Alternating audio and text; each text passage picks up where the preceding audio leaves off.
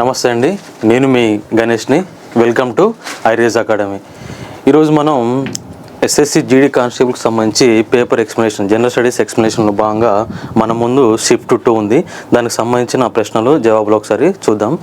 ఇది SSC GD కానిస్టేబుల్కే కాకుండా మిగతా కాంపిటేటివ్ ఎగ్జామ్స్ అన్నిటికీ ఉపయోగపడుతుంది. Railway, next SSC, police, groups, వీటన్నిటికి కూడా ఈ జనరల్ స్టడీస్ అనేది ఉపయోగపడుతుంది. రైట్, ఒకసారి Who was the British Prime Minister when India gained independence in 1947? 1947లో భారతదేశం స్వాతంత్రం పొందినప్పుడు బ్రిటిష్ ప్రధానమంత్రి ఎవరు అని అడిగండి. ఒకసారి గుర్తుంచుకోండి, స్వాతంత్రం వచ్చే టైంలో మనకు బ్రిటిష్ పిఎం అంటే ఇక్కడ క్రెమెంట్ అట్లీ అన్నట్టయినా మనకు బ్రిటిష్ పిఎం. ఆ టైంలో స్వాతంత్రం పొందినప్పుడు, భారతదేశం స్వాతంత్రం పొందినప్పుడు బ్రిటిష్ పిఎం అంటే క్లెమెంట్ అట్లీ. మరి రాజు, ఇంగ్లాండ్ రాజు అంటే జార్జ్ 6 అని గుర్తుంచుకోవాలి. జార్జ్ 6 ఏమో ఆ టైంలో బ్రిటిష్ చక్రవర్తి, మరియు బ్రిటిష్ పిఎం అంటే క్లెమెంట్ అట్లీ. మనకు విన్స్టన్ చర్చిల్, రామ్సే మెక్డొనాల్డ్ అనే మిగతా ఆప్షన్లు కూడా ఉన్నాయి. ఒకసారి అట్లీ గురించి చూద్దాం. క్లెమెంట్ అట్లీ ఏ పార్టీకి సంబంధించిన వాడని కూడా అడిగే అవకాశం ఉంటుంది. చూడండి, ఈయన లేబర్ పార్టీ, ఈయనకు సంబంధించి లేబర్ పార్టీ నుంచినే ప్రాతినిధ్యం వహించిండు. లేబర్ పార్టీ చూడండి, బ్రిటన్లో కన్జర్వేటివ్ పార్టీ, లేబర్ పార్టీ రెండు ప్రధాన పార్టీలు ఉంటాయి. దీంట్లో అట్లీ లేబర్ పార్టీకి సంబంధించిన వాడు. అదే యుఎస్లో అయితే డెమోక్రాటిక్ అని, రిపబ్లిక్స్ అని 2 రకాలుగా ఉంటాయి, 2 పార్టీలు ఉంటాయి. ఇక్కడ ఇంగ్లాండ్లో మాత్రం labour party, conservative party. Clement Attlee ఏ పార్టీ అంటే లేబర్ పార్టీ. క్లెమెంట్ అట్లీ ప్రకటన కూడా ఒకసారి గుర్తుంచుకోవాలి మనం. 1947 ఫిబ్రవరి 20. 1947 ఫిబ్రవరి 20న క్లెమెంట్ అట్లీ ఏమని ప్రకటన చేసిందంటే 1948 జూన్ 30లోగా భారతదేశానికి స్వాతంత్రం ఇస్తున్నాం, అధికార బదిలీ అనేది జరుగుతుంది. బ్రిటన్ నుంచి భారత ప్రజలకు అధికారాన్ని బదిలీ చేస్తామని ఎప్పటి వరకు అన్నాడు? 1948 జూన్ 30 వరకు భారతదేశానికి స్వాతంత్రం ఇస్తామని అట్లీ ప్రకటన చేసిండు. ఎప్పుడు? 1947 ఫిబ్రవరి 20న చేసిండు. కానీ ఈ క్లెమెంట్ అట్లీ యొక్క ప్రకటనను వ్యతిరేకించిన వాళ్ళు ఎవరని అడుగుతాడు. వ్యతిరేకించింది Winston Churchill. Next Templewood. Next sir John Simon, మనకు సైమన్ కమిషన్ దగ్గర వస్తుంటాడు ఆయన. వీళ్ళు యొక్క భారత స్వాతంత్ర ప్రకటనను వ్యతిరేకించారు. ఎప్పటి వరకు ఇస్తా అని చెప్పిందంటేనేమో 1948 జూన్ 30 వరకు స్వాతంత్రం వస్తుందని, అధికారం బదిలీ అవుతుందని చెప్పింది. ఏ రోజు చెప్పిందంటే 1947 ఫిబ్రవరి 20న చేసిండు. దీన్ని అట్లీ ప్రకటనగా పేర్కొంటారు, అట్లీ ప్రకటన. కానీ ఆ తర్వాత వేవెల్ స్థానంలో లార్డ్ మౌంట్ బాటన్ యొక్క వైస్రాయ్గా వస్తాడు. చూడండి, లార్డ్ వేవెల్ స్థానంలో వైస్రాయ్గా వచ్చింది ఎవరంటే 1947 మార్చ్ 24. 1947 మార్చ్ 24న లార్డ్ మౌంట్ బాటన్ వస్తాడు భారతదేశానికి వైస్రాయ్గా. లార్డ్ మౌంట్ బాటన్ ఈయనే చివరి బ్రిటిష్ వైస్రాయ్ భారతదేశంలో. స్వాతంత్ర అనంతరం కూడా మన భారతదేశానికి వైస్రాయ్గా పనిచేసిండు. ఆ తర్వాత స్వతంత్ర భారతదేశానికి తొలి భారతీయ మరియు చివరి అన్న కూడా గవర్నర్ జనరల్ అంటే రాజాజీ చక్రవర్తుల రాజగోపాల్చారి అని గుర్తుంచుకోవాలి. ఈ మౌంట్ బాటన్కు సెక్రటరీగా వచ్చింది ఎవరంటే ఇస్మే అంటే సెక్రటరీగా వచ్చిండు. ఈ బాధ్యత, భారతదేశ విభజన బాధ్యత ఎవరు తీసుకురంటే లార్డ్ మౌంట్ బాటన్ తీసుకుంటూ. దాని ప్రకారం లార్డ్ మౌంట్ బాటన్ ఒక ప్రణాళికను సిద్ధం చేసిండు. దాన్ని 1947 జూన్ 3 ప్రణాళిక అంటారు. దీన్నే డిక్కీ బర్డ్ ప్రణాళిక అని కూడా పేర్కొంటారు. డిక్కీ బర్డ్ ప్రణాళిక, లార్డ్ మౌంట్ బాటన్ ప్రణాళికనే డిక్కీ బర్డ్ ప్రణాళికగా పేర్కొంటారు. 1947 జూన్ 3. దీంట్లో ఏం పేర్కొన్నారంటే, దీని ప్రకారం దేశ విభజన అనేది, ఈయన వాస్తవానికి దేశ విభజనకు వ్యతిరేకి. కానీ ఇరు పక్షాలు, ఇటు హిందువులు ఇటు ముస్లింలు, ఐఎన్సీ కానీ ముస్లిం లీగ్ పార్టీ కానీ ఒప్పుకున్నప్పుడు అనివార్యంగా దేశ విభజన మాత్రం ఖచ్చితంగా జరుగుతుంది అనేది చెప్పిండు. ఆల్రెడీ అట్లీ ప్రకటనలు కూడా మెన్షన్ చేశారు. అట్లీ ప్రకటనలు కూడా ఏమనంటే ఒకటి లేదా రెండు డొమైన్లు ఏర్పడతాయని, లేదా ఒకటి లేదా రెండు ప్రత్యేక దేశాలు అవతరిస్తాయని దాంట్లో కూడా మెన్షన్ చేశారు స్పష్టంగా. దేశ విభజనను మెన్షన్ చేశారు స్పష్టంగా. ఇక్కడ కూడా హిందూ ముస్లింలు అంగీకరించకపోతే ఖచ్చితంగా దేశం అనేది విభజన జరుగుతుందని, ఆ బాధ్యత కూడా భారతీయులే తీసుకోవాలని చెప్పి లార్డ్ మౌంట్ బాటన్ పేర్కొన్నాడు. దాన్ని డిక్కీ బాట్ ప్రణాళిక అని పేర్కొంటారు. దీని ప్రకారం 1947 జూలై 16న భారత స్వాతంత్ర చట్టానికి సంబంధించి బిల్ అనేది బ్రిటన్ పార్లమెంటుకు వెళ్ళింది. బ్రిటన్ పార్లమెంట్లో ఎప్పుడు పోయిందంటే 1947 జూలై 16th పోయింది. కానీ జార్జ్ 6th రాజముద్ర ఎప్పుడు లభించిందంటే భారత స్వాతంత్రానికి చట్టానికి 1947 జూలై 18న రాజముద్ర అనేది జరిగింది. దీంతో భారతదేశ స్వాతంత్ర బిల్ అనేది ఆమోదం పొందింది. ఎప్పుడంటే 1947 జూలై 18. దీని ప్రకారం ఏం చెప్పారంటే 1947 ఆగస్టు 14 నాడు దాని ప్రకారం పాకిస్తాన్ ఏర్పడింది. ఆగస్టు 15 నాడు భారతదేశానికి స్వాతంత్రం వచ్చింది. ఇది క్రెమెల్ట్ అట్లీకి సంబంధించి. నెక్స్ట్ మౌంట్ బాటన్కి సంబంధించి ఇస్మే అంటే మౌంట్ బాటన్ యొక్క సెక్రటరీ ఎవరంటే ఇస్మే. ఇదొక అంశం. తర్వాత మనకు విన్స్టన్ చర్చిల్ గురించి ఒకసారి చూద్దాం. ఇచ్చిన ఆప్షన్ ఏంటంటే ఇంకొకటి విన్స్టన్ చర్చిల్. అట్లీ ప్రకటనను వ్యతిరేకించింది ఎవరంటే విన్స్టన్ చర్చిల్. ఈ Winston Churchill second world war సమయంలో బ్రిటన్ ప్రధానమంత్రి ఎవరంటే మనం విన్స్టన్ చర్చిల్ అని చెప్పాలి. Winston Churchill. అదేవిధంగా కోల్డ్ వార్ అనే పదాన్ని ఫస్ట్ టైం ఉపయోగించింది కూడా ఎవరంటే ఇక్కడ విన్స్టన్ చర్చిల్. ఇదే విన్స్టన్ చర్చిల్ మహాత్మా గాంధీని ఏమనంటే హాఫ్ నేకెడ్ ఫకీర్గా, మహాత్మా గాంధీని అర్ధనగ్న ఫకీర్ అన్నది ఎవరైనా అడుగుతాడు. మహాత్మా గాంధీని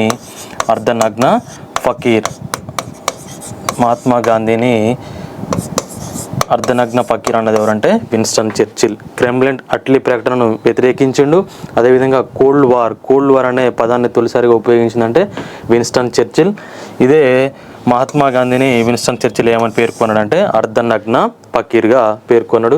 ఇదే విన్స్టన్ చర్చిల్ మనకు సెకండ్ వరల్డ్ వార్ టైంలో అంటే 1939 to 45 ఈ సెకండ్ వరల్డ్ వార్ టైంలో బ్రిటన్ ప్రధానమంత్రిగా పనిచేసింది కూడా అంటే విన్స్టన్ చర్చిల్.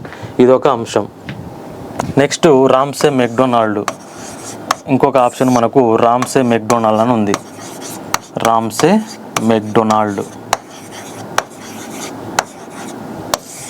మెక్డొనాల్డ్ గురించి చూడండి ఒకసారి.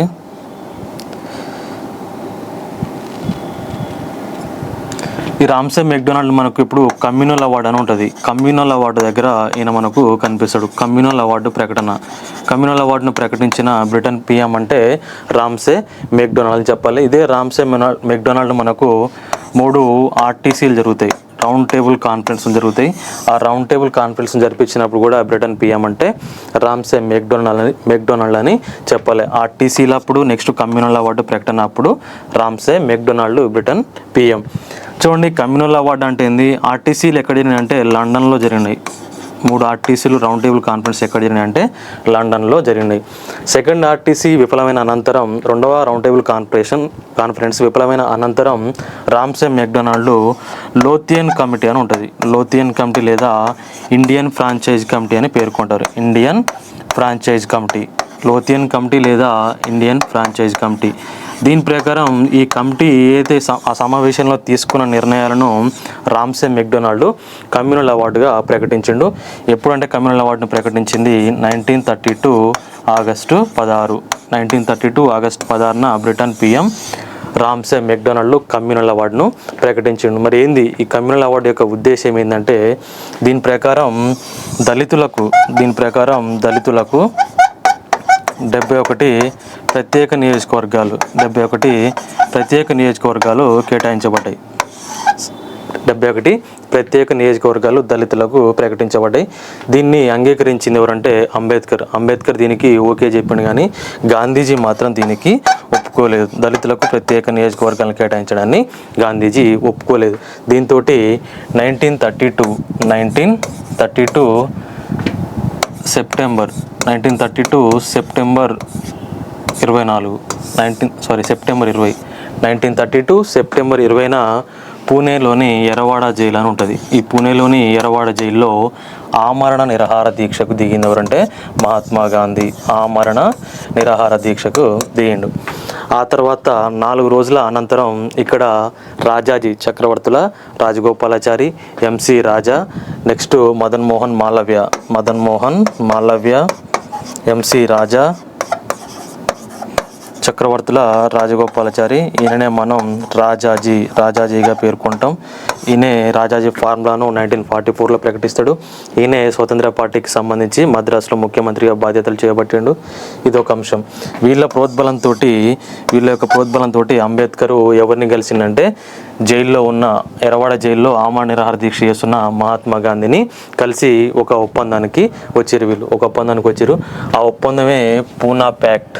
ఆ ఒప్పందం పేరే పూనా ప్యాక్ట్ లేదా పూనా ఒడంబడిక అంటాం. ఈ పూనా ఒడంబడిక ఎప్పుడు జరిగిందంటే 1932 సెప్టెంబర్ 24 నాడు పూనా ఒడంబడిక ఎవరెవరికి మధ్య జరిగిందంటే మహాత్మా గాంధీకి మరియు అంబేద్కర్ మధ్యన జరిగింది. ఈ ఒప్పందం ప్రకారం దళితులకు 71 నుంచి 71 to 147 సీట్లకు వీళ్లకు నియోజకవర్గాలు కేటాయించబడ్డాయి. కానీ ఇక్కడ ప్రత్యేక నియోజకవర్గాలు కాదు, ఉమ్మడి జాయింట్ ఎలక్టరల్స్, ఉమ్మడి నియోజకవర్గాలు కేటాయించబడ్డాయి. ఇంతకుముందు ఏమో సెపరేట్ ఎలక్టరల్స్ ఉండేది. సెపరేట్ ఎలక్టరల్స్ నుంచి ఇప్పుడు ఇక్కడ జాయింట్ ఎలక్టరల్గా వచ్చింది. 71 to 147 సీట్లకు వీళ్లకు. అదేవిధంగా 18% కేంద్రంలో అయితే 18% సీట్లు దళితులకు కేటాయించినట్టు ఒక ఒప్పందం జరిగింది. దీన్నే పూనా ఒడంబడిక లేదా పూనా ఫ్యాక్ట్గా పేర్కొంటూ సంతకాలు చేసిందంటే మహాత్మా గాంధీ మరియు అంబేద్కర్ మధ్యన జరిగింది. ఎవరి ప్రోత్సాహంతో ఎవరి ప్రోద్బలంతో అంటే మదన్ మోహన్ మాలవ్య, ఎంసి రాజా, సి రాజాజీ. ఇది ఒక కాన్సెప్ట్. దీని ప్రకారం 26 నాడు 1932 సెప్టెంబర్ 26 నాడు మహాత్మా గాంధీ దీక్షను విరమింపజేసిండు. అంటే మనకి ఇచ్చిన ఆప్షన్లలో విన్స్టన్ చర్చిల్ ఒకటి, రామ్సే మెక్డొనాల్డ్ ఒకటి ఉంది, క్లెమెంట్ అట్లీ ఉంది. మనకు ఆన్సరు స్వాతంత్ర సమయంలో బ్రిటన్ ప్రధానమంత్రి అంటే క్లెమెంట్ అట్లీ. ఇక్కడ మెక్డొనాల్డ్ అంటేనేమో మనం గుర్తుంచుకోవాల్సిన అంశాలు కమ్యూనల్ అవార్డు, రౌండ్ టేబుల్ కాన్ఫరెన్స్లు, లోథియన్ కమిటీ, నెక్స్ట్ దాని ప్రకారం ఎంత సీట్లు కేటాయించారు 71. ముందుగా దళితులకు 71 ఉండే, అవి సెపరేట్ ఎలక్టరల్స్ ఉండే. కానీ వాటిని ఒప్పందం తర్వాత 71 to 147కి పెంచి జాయింట్ ఎలక్టరల్స్, ఓకేనా, ఉమ్మడి ఎలక్టరల్స్ నియోజకవర్గాలు కేటాయించారు. ఇది ఒక అంశం. ఎప్పుడు దీక్ష చేపట్టిందంటే 1932 సెప్టెంబర్ 20 నాడు పూణేలోని ఎర్రవాడ జైల్లో ఆయన ఆమరణ నిరాహార దీక్ష చేపట్టిండు. ఒప్పందం జరిగిందంటే 1932 సెప్టెంబర్ 24. దీక్ష విరమింపజేసిందంటే సెప్టెంబర్ 26. ఇదొక అంశం. నెక్స్ట్ ఇక్కడ ఆన్సర్ మనకు క్లెమెంట్ అట్లీ. రామ్సే మెక్డొనాల్డ్ గురించి చూసినాం. విన్స్టన్ చర్చిల్ గురించి, సెకండ్ వరల్డ్ వార్ సమయంలో బ్రిటిష్ పిఎం అంటే విన్స్టన్ చర్చిల్గా గుర్తుంచుకోవాలి. కోల్డ్ వార్ అనే పదాన్ని తొలిసారిగా ఉపయోగించింది కూడా ఇతనే, విన్స్టన్ చర్చిల్. మహాత్మా గాంధీని అర్ధనగ్న ఫకీర్గా పేర్కొన్నది కూడా విన్స్టన్ చర్చిల్. ఇదొక అంశం.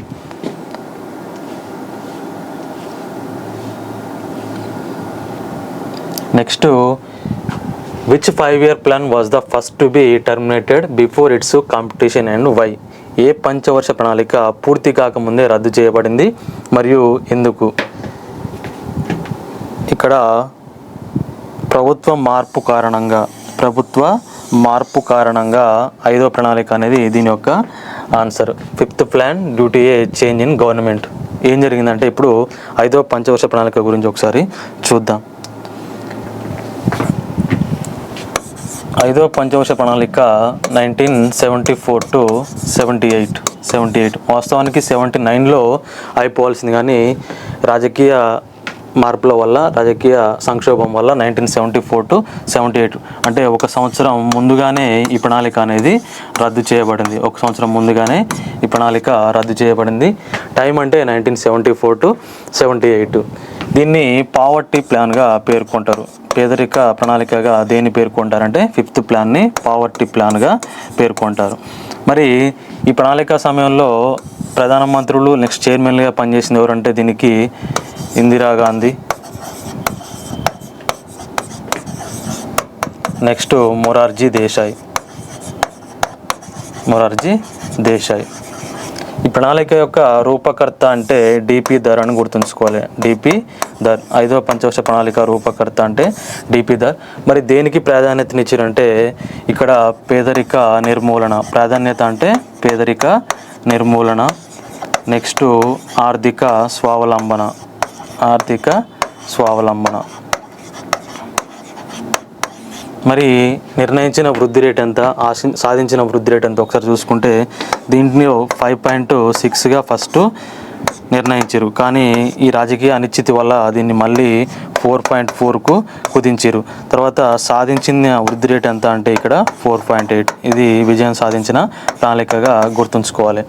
ఈ 5th 5 year ప్లాన్కి సంబంధించి 1974 to 78 దీని యొక్క టైము 1 సంవత్సరం ముందుగానే రద్దు చేయబడింది. నెక్స్ట్ దీనికి రూపకర్త అంటే డిపి ధర్, దీని చైర్మన్గా పనిచేసిన ఎవరంటే ఇందిరాగాంధీ మరియు మొరార్జీ దేశాయ్లో.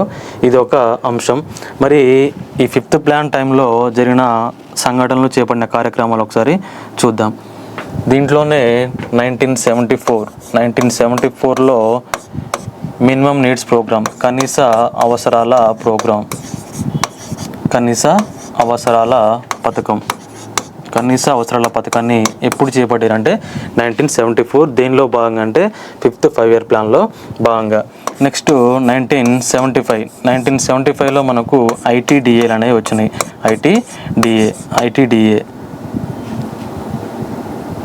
ఐటీడీఏ గుర్తుంచుకోండి. ఐటీడీఏ 1975లో integrated tribal development agency. ITDA అంటే ఇంటిగ్రేటెడ్ ట్రైబల్ డెవలప్మెంట్ ఏజెన్సీ 1975. ఇది ఒక అంశం. నెక్స్ట్ ఇదే 1975లో ఆర్ఆర్బీస్ని ఏర్పాటు చేశారు.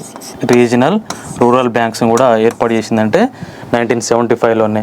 అదే 1975లో 20 సూత్రాల పథకం, 20 సూత్రాల పథకాన్ని కూడా ప్రకటించారు. 20 సూత్రాల పథకం. ఇవి గుర్తుంచుకోవాలి. ఈ ప్లాన్లో జరిగిన కార్యక్రమాలు, చేపట్టిన పథకాలు గుర్తుంచుకోవాలి. 1974 అంటే కనీస అవసరాల పథకం. నెక్స్ట్ 1975 అంటే ఐటీడీఏ. నెక్స్ట్ ఆర్ఆర్బీస్ ఏర్పాటు చేశారు. 20 సూత్రాల పథకం కూడా ఇప్పుడే. నెక్స్ట్ 1976 జాతీయ జనాభా విధానం, నేషనల్ పాపులేషన్ పాలసీని కూడా ఈ ప్రణాళికల కాలంలోనే చేపట్టారు. 1977లో NIRD national institute of rural development. ఈ ఎన్ఐఆర్డి యొక్క హెడ్ క్వార్టర్ ఎక్కడ ఉందంటే మన హైదరాబాద్లోనే ఉంది. ఇది గ్రామీణ వృత్తులకు సంబంధించిన కోర్సులను తయారు చేసేదంటే NIRD, national institution of rural development. 1977 head quarter అంటే హైదరాబాద్. ఇదే 1977లో పనికి ఆహార పథకం. నెక్స్ట్ కరువు ప్రాంతాల అభివృద్ధి పథకం. నెక్స్ట్ అసైన్డ్ భూముల చట్టం.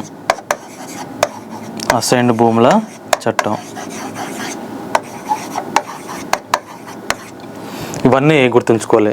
5th 5 year ప్లాన్లో భాగంగా చేపట్టిన పథకాలు, కార్యక్రమాలు అంటే ఈ అంశాలన్నీ గుర్తుంచుకోవాలి. ఐటీడీఎస్, ఆర్ఆర్బీస్, 20 సూత్రాల పథకం. 1976 అయితే జాతీయ జనాభా విధానం, పాపులేషన్ పాలసీ. 1977 అంటే NIRD, national institute of rural development. Head quarter ఎక్కడ అంటే హైదరాబాద్లో ఉంటుంది. దీని యొక్క ముఖ్య ఉద్దేశం ఏంటంటే గ్రామీణ వృత్తులకు సంబంధించిన కోర్సులను తయారు చేసే సంస్థ ఏంటంటే ఎన్ఐఆర్డి. ఇదే 1977 అంటే మనకు పనికి ఆహార పథకం అనేది గుర్తుండాలి. నెక్స్ట్ కరువు ప్రాంతాల అభివృద్ధి పథకం, అసైన్డ్ భూముల చట్టం. నెక్స్ట్ అంత్యోదయ పథకం అనేది కూడా ఈ ప్రణాళిక కాలంలోనే చేపట్టారు. ఈ ప్రణాళిక కాలంలోనే రాజకీయ మార్పులు అనేవి బాగా జరిగినాయి. ప్రధానులు ఇందిరాగాంధీ, తర్వాత మొరార్జీ దేశాయ్, ఆ తర్వాత చరణ్ సింగ్, ఇట్లాంటి వాళ్ళందరూ ప్రధానమంత్రిగా పనిచేశారు. 79 తర్వాత మొరార్జీ దేశాయ్ అనంతరం చౌదరి చరణ్ సింగ్ ప్రధానమంత్రి అవుతాడు. చరణ్ సింగ్ ఈయన రైతు బాంధవుడిగా పేర్కొంటారు. ఒక్కసారి కూడా పార్లమెంట్ను ఎదుర్కొని ప్రధానమంత్రిగా చరణ్ సింగ్ పేరున్నది. ఢిల్లీ ఎర్రకోటలో జాతీయ జెండా ఎగురవేయని ప్రధానమంత్రి అని కూడా చరణ్ సింగ్. ఈ చరణ్ సింగ్ యొక్క బర్త్డే December 23 మనం కిసాన్ దివస్గా జరుపుకుంటాం. అదొక అంశం. ఓకేనా. దీంట్లో మొరార్జీ దేశాయ్, ఆ తర్వాత చరణ్ సింగ్, ఆ తర్వాత 82, 84 ఇందిరాగాంధీ ప్రధానమంత్రిగా మళ్ళీ చేస్తారన్నట్టు. ఇదొక అంశం.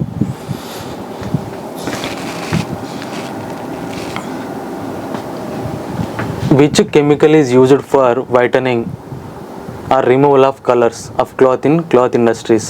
వస్త్ర పరిశ్రమలో వస్త్రాలను తెల్లగా చేయడానికి లేదా రంగులను తొలగించడానికి ఏ రసాయనాన్ని ఉపయోగిస్తారని అడిగిండు.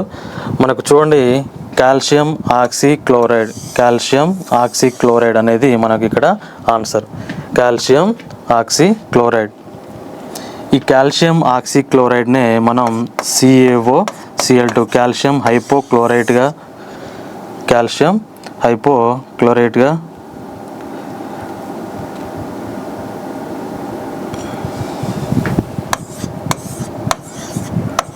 కాల్షియం హైపోక్లోరైట్ ఈ విధంగా పేర్కొంటాం. కాల్షియం ఆక్సీక్లోరైడ్ అంటాం. దీన్నే బ్లీచింగ్ పౌడర్గా కూడా పేర్కొంటాం. ఇదొక అంశం. కాల్షియం ఆక్సీక్లోరైడ్ అయినా, CaOCl2 కాల్షియం హైపోక్లోరైడ్ అన్నా, బ్లీచింగ్ పౌడర్ అన్నా కూడా మనకు ఒకే అంశం. ఇది వస్త్రాల మీద రంగులను తొలగించడానికి విరంజనకారిగా కూడా ఉపయోగపడుతుంది బ్లీచింగ్ పౌడర్. ఇదే బ్లీచింగ్ పౌడరు మనకు దేంట్లో ఉపయోగపడుతుంది అంటే స్టెరిలైజేషన్ ప్రక్రియలో, అంటే నీటిలో ఉన్న సూక్ష్మజీవులను చంపడానికి కూడా బ్లీచింగ్ పౌడర్ అనేది ఉపయోగపడుతుంది. ఇది క్లోరిన్కి సంబంధించిన అంశం. ఇక్కడ క్లోరిన్ని స్లాక్వుడ్ లైమ్ అంటే calcium hydroxide CaOH taken twice. దీని ద్వారా calcium hypochlorite, bleaching powder plus water ఇలా, లేదా ఈ బ్లీచింగ్ పౌడర్ని నీటిలో చేరినందున మనకు కాల్షియం హైడ్రాక్సైడ్ క్లోరిన్ గ్యాస్ అనేది రిలీజ్ అవుతుంది, లేదా క్లోరోఫామ్ ద్వారా కూడా తయారు చేస్తారు. ఇది ఒక అంశం. క్లోరోఫామ్ అంటే CHCl3 దీన్ని మత్తు పదార్థంగా ఉపయోగిస్తాం. మనకు కావాల్సిన ఆన్సర్ ఇక్కడ ఏంటంటే వస్త్ర పరిశ్రమలో విరంజనకారిగా లేదా వస్త్రాల రంగులను తొలగించడానికంటే కాల్షియం ఆక్సీక్లోరైడ్, దీని ఫార్ములా అంటే CaOCl2, దీన్నే కాల్షియం హైపోక్లోరైడ్గా కూడా పేర్కొంటారు. దాన్నే బ్లీచింగ్ పౌడర్గా కూడా పిలుస్తారు. దీని యొక్క ముఖ్య ఉద్దేశం అంటే క్లోరినేషన్ లేదా స్టెరిలైజేషన్, నీటిలో ఉన్న సూక్ష్మజీవులను చంపడానికి బ్లీచింగ్ పౌడర్ను యూజ్ చేస్తారు. అదేవిధంగా వస్త్రాలపైన రంగులను తొలగించడానికి విరంజనకారిగా కూడా దీన్ని ఉపయోగిస్తారు. ఇదొక అంశం. నెక్స్ట్ క్లోరిన్కి సంబంధించి చూస్తే, చూడండి, క్లోరిన్ వాయువును లేదా క్లోరిన్ గ్యాస్ను కనిపెట్టిందంటే షీలే అనేటనే గుర్తుంచుకోవాలి. ఈ క్లోరిన్కి సంబంధించి ప్రధాన అనుఘటకాలు CHCl3 అంటే క్లోరోఫామ్. మనం ఆల్రెడీ ఒకసారి దీని ఫార్ములా చూసినాం. మత్తుమందుగా దీన్ని ఉపయోగిస్తారు. అదేవిధంగా క్లోరిన్కి సంబంధించి 3 వాయువులను గుర్తుంచుకోవాలి. యుద్ధ వాయువుల తయారీలో ఉపయోగిస్తారు. వాటిని పాస్జీన్, ఒకటి పాస్జీన్, నెక్స్ట్ టియర్ గ్యాస్ లేదా బాష్పవాయువుగా పేర్కొంటాం. నెక్స్ట్ మస్టర్డ్ గ్యాస్, ఇంకొకటి mustard gas. Bleaching powder answer అయిపోయిందండి. ఇది క్లోరిన్కి సంబంధించి చిన్న ఇన్ఫర్మేషన్ మనం నేర్చుకుంటున్నాం. క్లోరిన్ అనుఘటకాల్లో పాస్జీన్ COCl2 ఇది అత్యంత విషపూరితమైన వాయువు పాస్జీన్. నెక్స్ట్ టియర్ గ్యాస్ లేదా బాష్పవాయువు, రేపు మీరు డ్యూటీకి ఎక్కినాక ఆందోళనకారులను చెడగొట్టడానికి ఉపయోగించే వాయువు అంటే టియర్ గ్యాస్ యొక్క ఫార్ములా లేదా బాష్పవాయు ఫార్ములా అంటే CCl3NO2. దీన్ని నైట్రోక్లోరోఫామ్గా పేర్కొంటారు. నైట్రోక్లోరోఫామ్ లేదా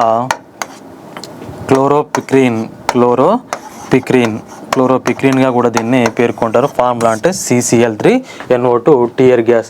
ఇక మస్టర్డ్ గ్యాస్ అంటే ఫస్ట్ వరల్డ్ వార్ సమయంలో 1914 నుంచి మనకు 1918 మధ్యన 1914 నుంచి 1918 మధ్యన మొదటి ప్రపంచ యుద్ధం జరిగింది. ఆ మొదటి ప్రపంచ యుద్ధంలో ఉపయోగించిన గ్యాస్ అంటే మస్టర్డ్ గ్యాస్. ఇదంతా క్లోరిన్కి సంబంధించిన ఇన్ఫర్మేషన్. నెక్స్ట్ క్లోరిన్కు హైయెస్ట్ ఎలక్ట్రాన్ ఎఫినిటీ, అత్యధిక ఎలక్ట్రాన్ ఎఫినిటీ కలిగిన మూలకం అంటే కూడా మనం క్లోరిన్ అని చెప్పాలి. క్లోరిన్ CHCl3 అంటే క్లోరోఫామ్, మత్తు పదార్థంగా ఉపయోగిస్తారు. నెక్స్ట్ పాస్జీన్ COCl2 అది అత్యంత విషపూరిత వాయువు.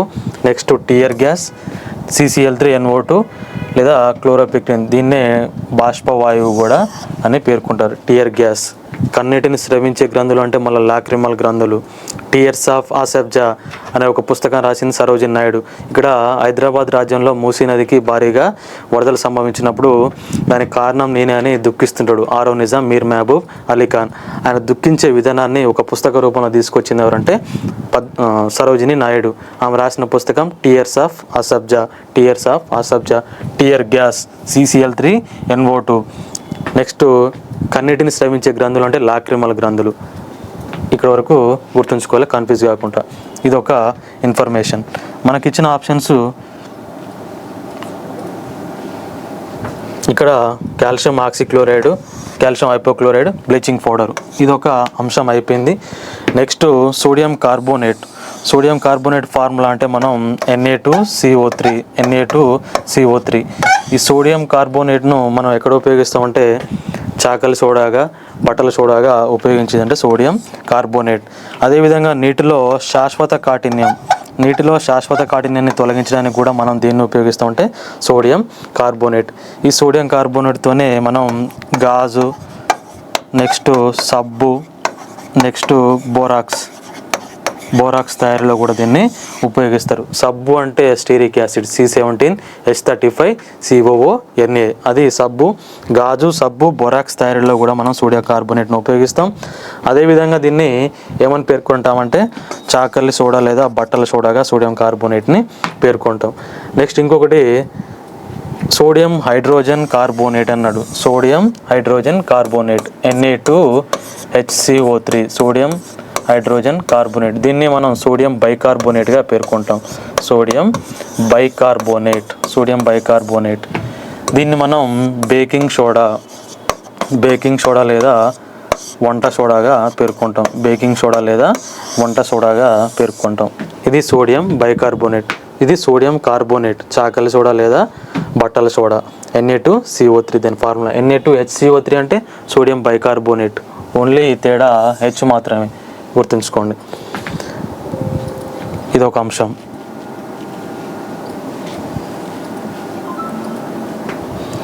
Next Kanjar tribe is primarily found in which regions. Kanjar తెగ ప్రధానంగా ఏ ప్రాంతాలలో కనిపిస్తుందని మనకు అడిగిండు. కొన్ని తెగలు ట్రైబ్స్కి సంబంధించి మనం గుర్తుంచుకోవాలి.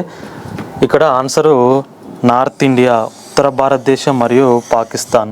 కంజర్ తెగ ప్రధానంగా ఏ ప్రాంతాల్లో కనిపిస్తుందంటే నార్త్ ఇండియా అండ్ పాకిస్తాన్. మనకు నార్త్ ఇండియాలో కూడా ముఖ్యంగా యూపీ, బీహార్, హర్యానా, మధ్యప్రదేశ్, రాజస్థాన్, ఇటువంటి రాష్ట్రాల్లో ముఖ్యంగా ఈ కంజర్ తెగ అనేది కనిపిస్తుంది. ఈ కంజర్ తెగ వాళ్ళు మాట్లాడే భాష అంటే కంజారీ భాష. ఇది ఎక్కువగా నార్త్ ఇండియా, పాకిస్తాన్ అని మనం గుర్తుంచుకోవాలి. నార్త్ ఇండియా అండ్ పాకిస్తాన్లోని ఇతర గిరిజన తెగలు అంటే అఫ్రిదీలు మరియు ఇంకొకటి మసూద్ తెగలు. ఇవి పాకిస్తాన్కి సంబంధించిన. మసూద్ అనేదేమో పాకిస్తాన్లోని కొండ జాతికి సంబంధించింది మసూద్. అఫ్రీదులు అంటే వీళ్ళు ఇస్లాంలోని గిరిజన తెగ. అక్కడ పాకిస్తాన్లోని ముస్లింలలోని గిరిజన తెగ అంటే అఫ్రీదీలు. పాకిస్తాన్ ముస్లింలలోని గిరిజన తెగ అంటే అఫ్రీదీలు, అక్కడ ఉన్న కొండ జాతి అంటే మసూద్ అనేది. అదేవిధంగా పాకిస్తాన్లో ఇంకా ఉండే తెగ అంటే కంజర్ తెగ. ఇదే కంజర్ తెగ మన నార్త్ ఇండియాలో కూడా కనిపిస్తుంటుంది. నెక్స్ట్ ఇంకొకటి, ప్రపంచవ్యాప్తంగా కొన్ని ప్రదేశాల్లో ఉంటారు. ఆఫ్రికా చూడండి, ఆఫ్రికాలో ఉండే గిరిజన లేదా ఆదిమ తెగలుగా గుర్తుంచుకోవాలి. ఇవి సైమైట్లు, బుష్మెన్లు,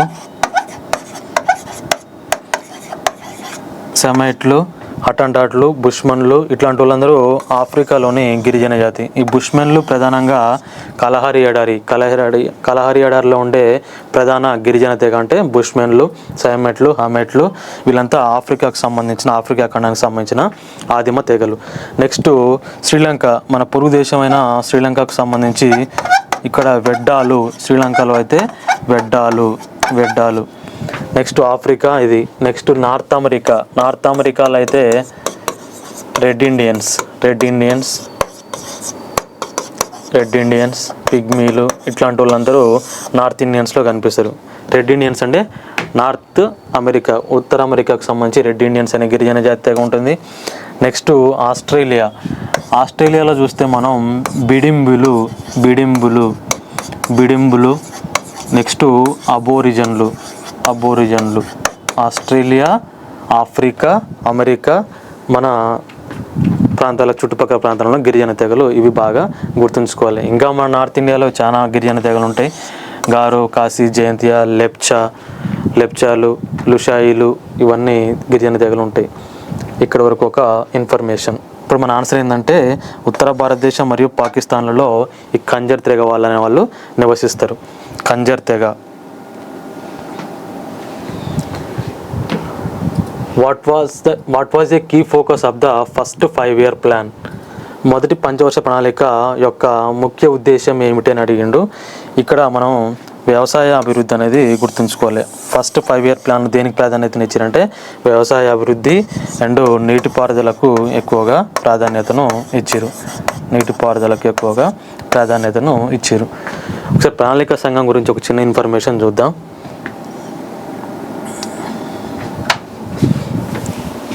ప్రణాళిక సంఘం ఈ 5-year ప్లాన్స్ అనే భావనను మనం ఎక్కడి నుంచి స్వీకరించినాం? అసలు ప్రపంచంలో తొలిసారిగా ఈ పంచవర్ష ప్రణాళికల భావనను ఎవరు ప్రవేశపెట్టారు? ఆ అంశం చూద్దాం. ప్రపంచంలో తొలిసారిగా 1928లో అప్పటి రష్యా అధ్యక్షుడు జోసెఫ్ స్టాలిన్ ఈ జోసెఫ్ స్టాలిన్ అనేట ఆయనే ప్రణాళికలను రూపొందించి ఆ దేశంలో విజయవంతంగా ప్రవేశపెట్టిండు. జోసెఫ్ స్టాలిన్ రష్యా అధ్యక్షుడు 1928లో. ఈయనే గోస్ ప్లాన్ అనే పేరిట అక్కడ ప్రణాళికలను తయారు చేసి విజయం సాధించిండు. అంటే దేశ ఆర్థిక వ్యవస్థను ముందుగానే ప్లాన్ ప్రకారం సిద్ధం చేసుకోవడం. అందుకనే రష్యా అనేది గుర్తుంచుకోండి, ప్రపంచంలో ఆర్థిక మాంద్యానికి గురిగాని ఏకైక దేశం అంటే రష్యా. 1929లో ప్రపంచవ్యాప్తంగా ఆర్థిక మాంద్యం సంభవిస్తే అన్ని దేశాలు అతలాకుతలమైనా కూడా రష్యా ఆర్థిక వ్యవస్థకు ఎటువంటి భంగం వాటిల్లలేదు. దానికి కారణం పంచవర్ష ప్రణాళికలను వాళ్ళు అమలు చేసుకోరు. ఆ తర్వాత ఆ పంచవర్ష ప్రణాళిక భావనను మనం భారతదేశం ఎక్కడి నుంచి అంటే రష్యా నుంచి స్వీకరించింది అనేది గుర్తుంచుకోండి. ప్రణాళిక సంఘం ఎప్పుడు ఏర్పడ్డదంటే 1950 మార్చ్ 15న ప్రణాళిక సంఘం అనేది మన భారతదేశంలో స్థాపించారు. దీని యొక్క అధికారిక భవనం అంటే యోజన భవనం ఢిల్లీలో ఉంటుంది హెడ్ క్వార్టర్. పత్రిక అంటే యోజన పత్రిక. స్వాతంత్రానికి పూర్వం ప్రణాళికల గురించి అంటే చిన్న ఇన్ఫర్మేషన్ గుర్తుండాలి మనకు. 1934లో ప్రణాళికలతో కూడిన భారతదేశ ఆర్థిక వ్యవస్థ ఉండాలని ఫస్ట్ టైం చెప్పిన వ్యక్తి ఎవరంటే 1934లో మోక్షగుండం విశ్వేశ్వరయ్య. ఈ మోక్షగుండం విశ్వేశ్వరయ్య 1934లో తొలిసారిగా భారతదేశానికి ఒక ప్రణాళికయుతమైన ఆర్థిక వ్యవస్థ అనేది ఉండాలని చెప్పిండు.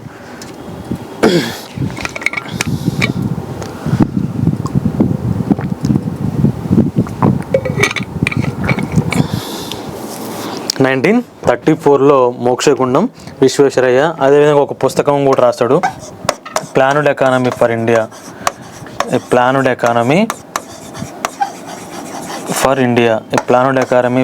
అనేది ఆయన యొక్క పుస్తకం. అందుకనే father of 5-year plan in India అంటారు. భారతదేశంలో పంచవర్ష ప్రణాళికల పితామహుడిగా ఎవరిని పేర్కొంటే మోక్షగుండం విశ్వేశ్వరయ్య. ఆయన పుస్తకం అంటే ప్లానుడ్ ఎకానమీ ఫర్ ఇండియా అనేది గుర్తుంచుకోవాలి. 1934లో ఆయన చెప్పిండు. ఆ తర్వాత 1938లో ప్రణాళికల అవసరాన్ని గుర్తించిన జాతీయ నాయకుడు అంటే సుభాష్ చంద్రబోస్. 1938లో సుభాష్ చంద్రబోస్ ఇక్కడ ఐఎన్సీకి అధ్యక్షత వహిస్తాడు. అది హరిపుర సమావేశం. ఈ హరిపుర సమావేశంలో ఈయన ప్రణాళిక సంఘాన్ని గుర్తించి దాని యొక్క ఆవశ్యకతను గుర్తించి ప్రణాళిక సంఘం అనేది భారతదేశానికి ఉండాలని పేర్కొని జవహర్లాల్ నెహ్రూ అధ్యక్షతన జాతీయ ప్రణాళిక కమిటీని ఏర్పాటు చేయించిండు.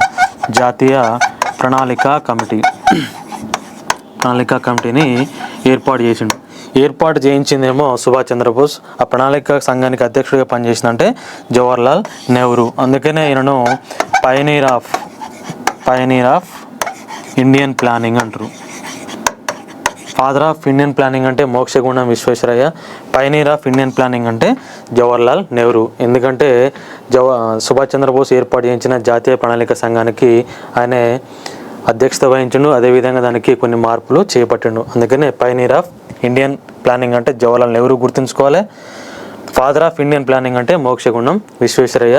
ఈ మోక్షగుండం విశ్వేశ్వరయ్య యొక్క జన్మదినాన్ని పురస్కరించుకునే సెప్టెంబర్ 15 మనం నేషనల్ ఇంజనీర్స్ డేగా కూడా జరుపుకుంటాం. నేషనల్ ఇంజనీర్స్ డేగా కూడా జరుపుకుంటాం. ఇది ఒక అంశం.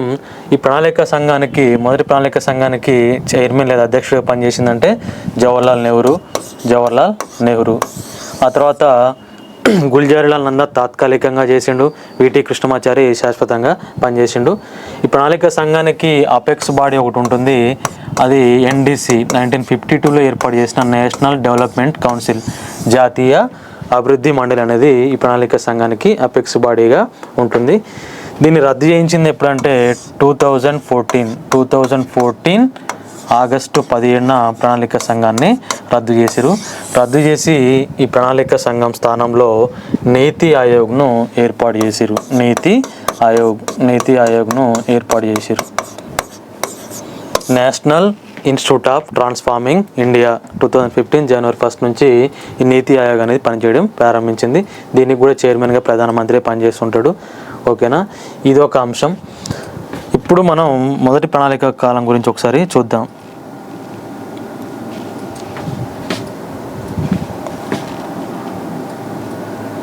ఇప్పుడు మొదటి పంచవర్ష ప్రణాళిక కాలం గురించి ఒకసారి చూద్దాం. ఫస్ట్ 5 ఇయర్ ప్లాను టైం అంటే 1951 to 56. దీనికి చైర్మన్ అధ్యక్షుడిగా జవహర్లాల్ నెహ్రూ పనిచేసిండు. ఉపాధ్యక్షుడిగా గుల్జారీలాల్ నందా. ఈ మొదటి పంచవర్ష ప్రణాళిక రూపకర్త కూడా ఎవరంటే మోక్షగుండం విశ్వేశ్వరయ్య. రూపకర్త అంటే మోక్షగుండం విశ్వేశ్వరయ్య. దీని యొక్క నమూనా అంటే హారాడ్ అండ్ డోమరు నమూనా. మరి మొదటి పంచవర్ష ప్రణాళిక ప్రాధాన్యత ఏంటంటే దీనికి వ్యవసాయం మరియు నీటిపారుదల, వ్యవసాయం మరియు నీటిపారుదలకు అధిక ప్రాముఖ్యతనిచ్చారు. అందుకనే ఈ ఫస్ట్ 5 ఇయర్ ప్లాన్ని వ్యవసాయిక ప్రణాళికగా పేర్కొంటారు. వ్యవసాయిక ప్రణాళికగా పేర్కొంటారు. ఆశించిన వృద్ధి రేట్ ఎంత అంటే నిర్ణయించింది 2.1%. కానీ సాధించిన వృద్ధి రేట్ ఎంత అంటే 3.6. సాధించిన వృద్ధి రేట్ ఏమో 3.6, అనుకున్నది మాత్రం 2.1 ఇది కూడా విజయం సాధించిన ప్రణాళిక. వ్యవసాయానికి మరియు నీటిపారుదలకు అధిక ప్రాధాన్యతనిచ్చారు. అందుకనే వ్యవసాయ ప్రణాళికగా పేర్కొంటాం. టైం అంటే 1951 to 56. నమూనా అంటే హారాడ్ అండ్ డోమర్. నెక్స్ట్ ప్రధానిగా మరియు ఉపాధ్యక్షులుగా పనిచేసిన వాళ్ళు, అధ్యక్షులు మరియు ఉపాధ్యక్షులుగా పనిచేసిన వాళ్ళు. రూపకర్త అంటే మోక్షగుండం విశ్వేశ్వరయ్య. ఇదే మొదటి పంచవర్ష ప్రణాళిక కాలం. దీన్ని వ్యవసాయిక ప్రణాళికగా పేర్కొంటారు. మరి పంచవర్ష ప్రణాళిక కాలంలో చేపట్టిన కార్యక్రమాలు ఒకసారి చూద్దాం. 1951 to 56 మధ్యన చేపట్టిన కార్యక్రమాలు ఒకసారి చూద్దాం. 1951లో ఇక్కడ మొదటి రాజ్యాంగ సవరణ చేసి 9వ షెడ్యూల్లో చేర్చారు. చూడండి, 1951లో మొదటి రాజ్యాంగ సవరణ ప్రకారం 9వ షెడ్యూల్ భూ సంస్కరణలు అనేవి ఉంటుంది. ఆ భూ సంస్కరణలు మొత్తం 9వ షెడ్యూల్లో చేర్చారు. ఇదే 1951లో సిఎస్ఓ సెంట్రల్ స్టాటిస్టికల్ ఆర్గనైజేషన్ అనేది ఏర్పడింది. సిఎస్ఓ ఏర్పాటు కూడా 1951. నెక్స్ట్ 1952లో CDP community development programme, NDC national development programme. Next 1953 October 2 national extension service scheme, NES అనేది కూడా దీనికి సంబంధించింది.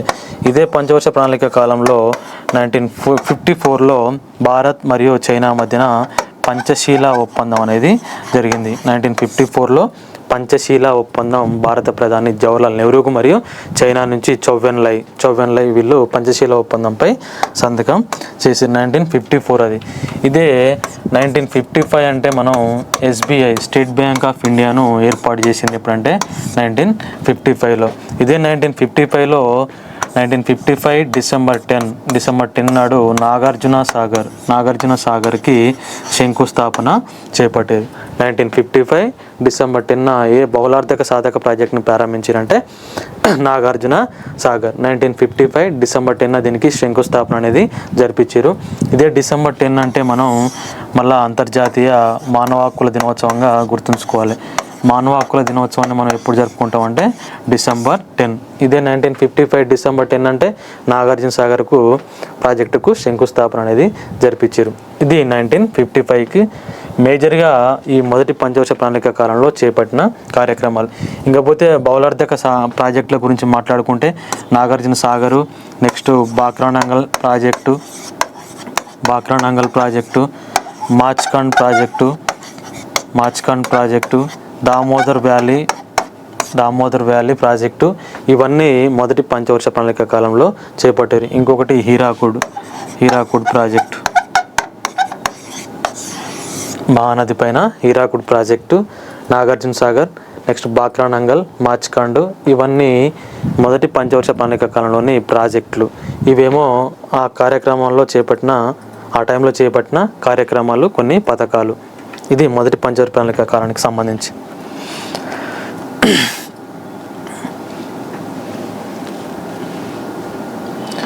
Next, who among the following was the first music director to bring rock and roll to Hindi tunes?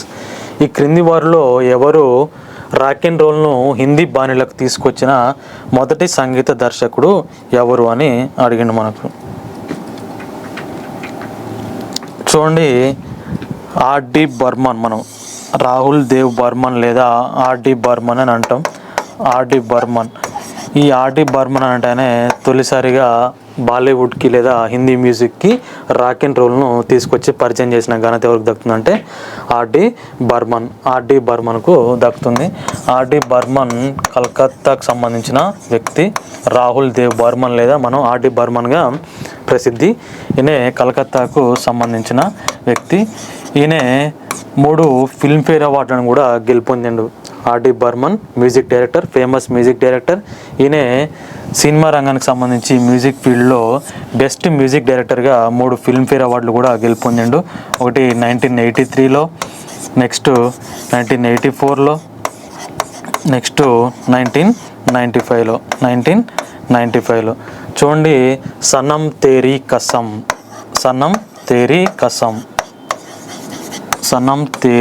కసం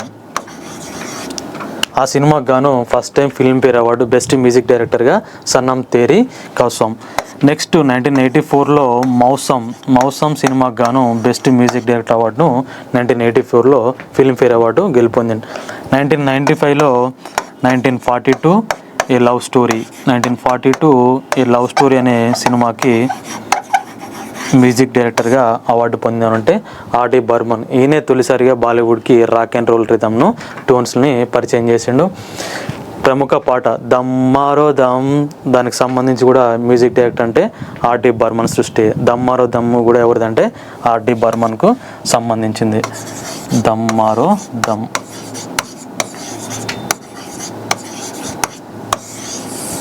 ఇది ఒక అంశం. ఇంకపోతే మనకు ఉస్తాద్ జాకీర్ హుస్సేన్. ఈ ఉస్తాద్ జాకీర్ హుస్సేన్ మనకు పరిచయం ఉన్న వ్యక్తే.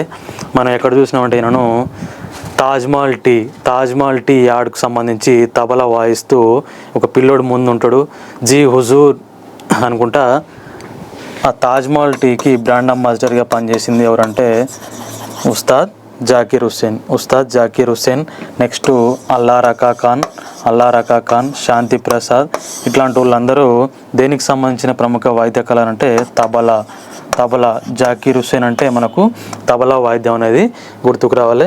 నెక్స్ట్ పండిట్ రవిశంకర్ సితారా. పండిట్ రవిశంకర్ ఏ వాయిద్యంలో ప్రముఖుడు అంటే సితార్ వాయించడంలో ప్రముఖ వ్యక్తి ఎవరంటే పండిట్ రవిశంకర్. హరిశంకర్ భట్టాచార్య, ముస్తాఫా ఖాన్, వీళ్ళంతా కూడా దేనికి సంబంధించిన అంటే సితార్కి సంబంధించిన వాళ్ళు.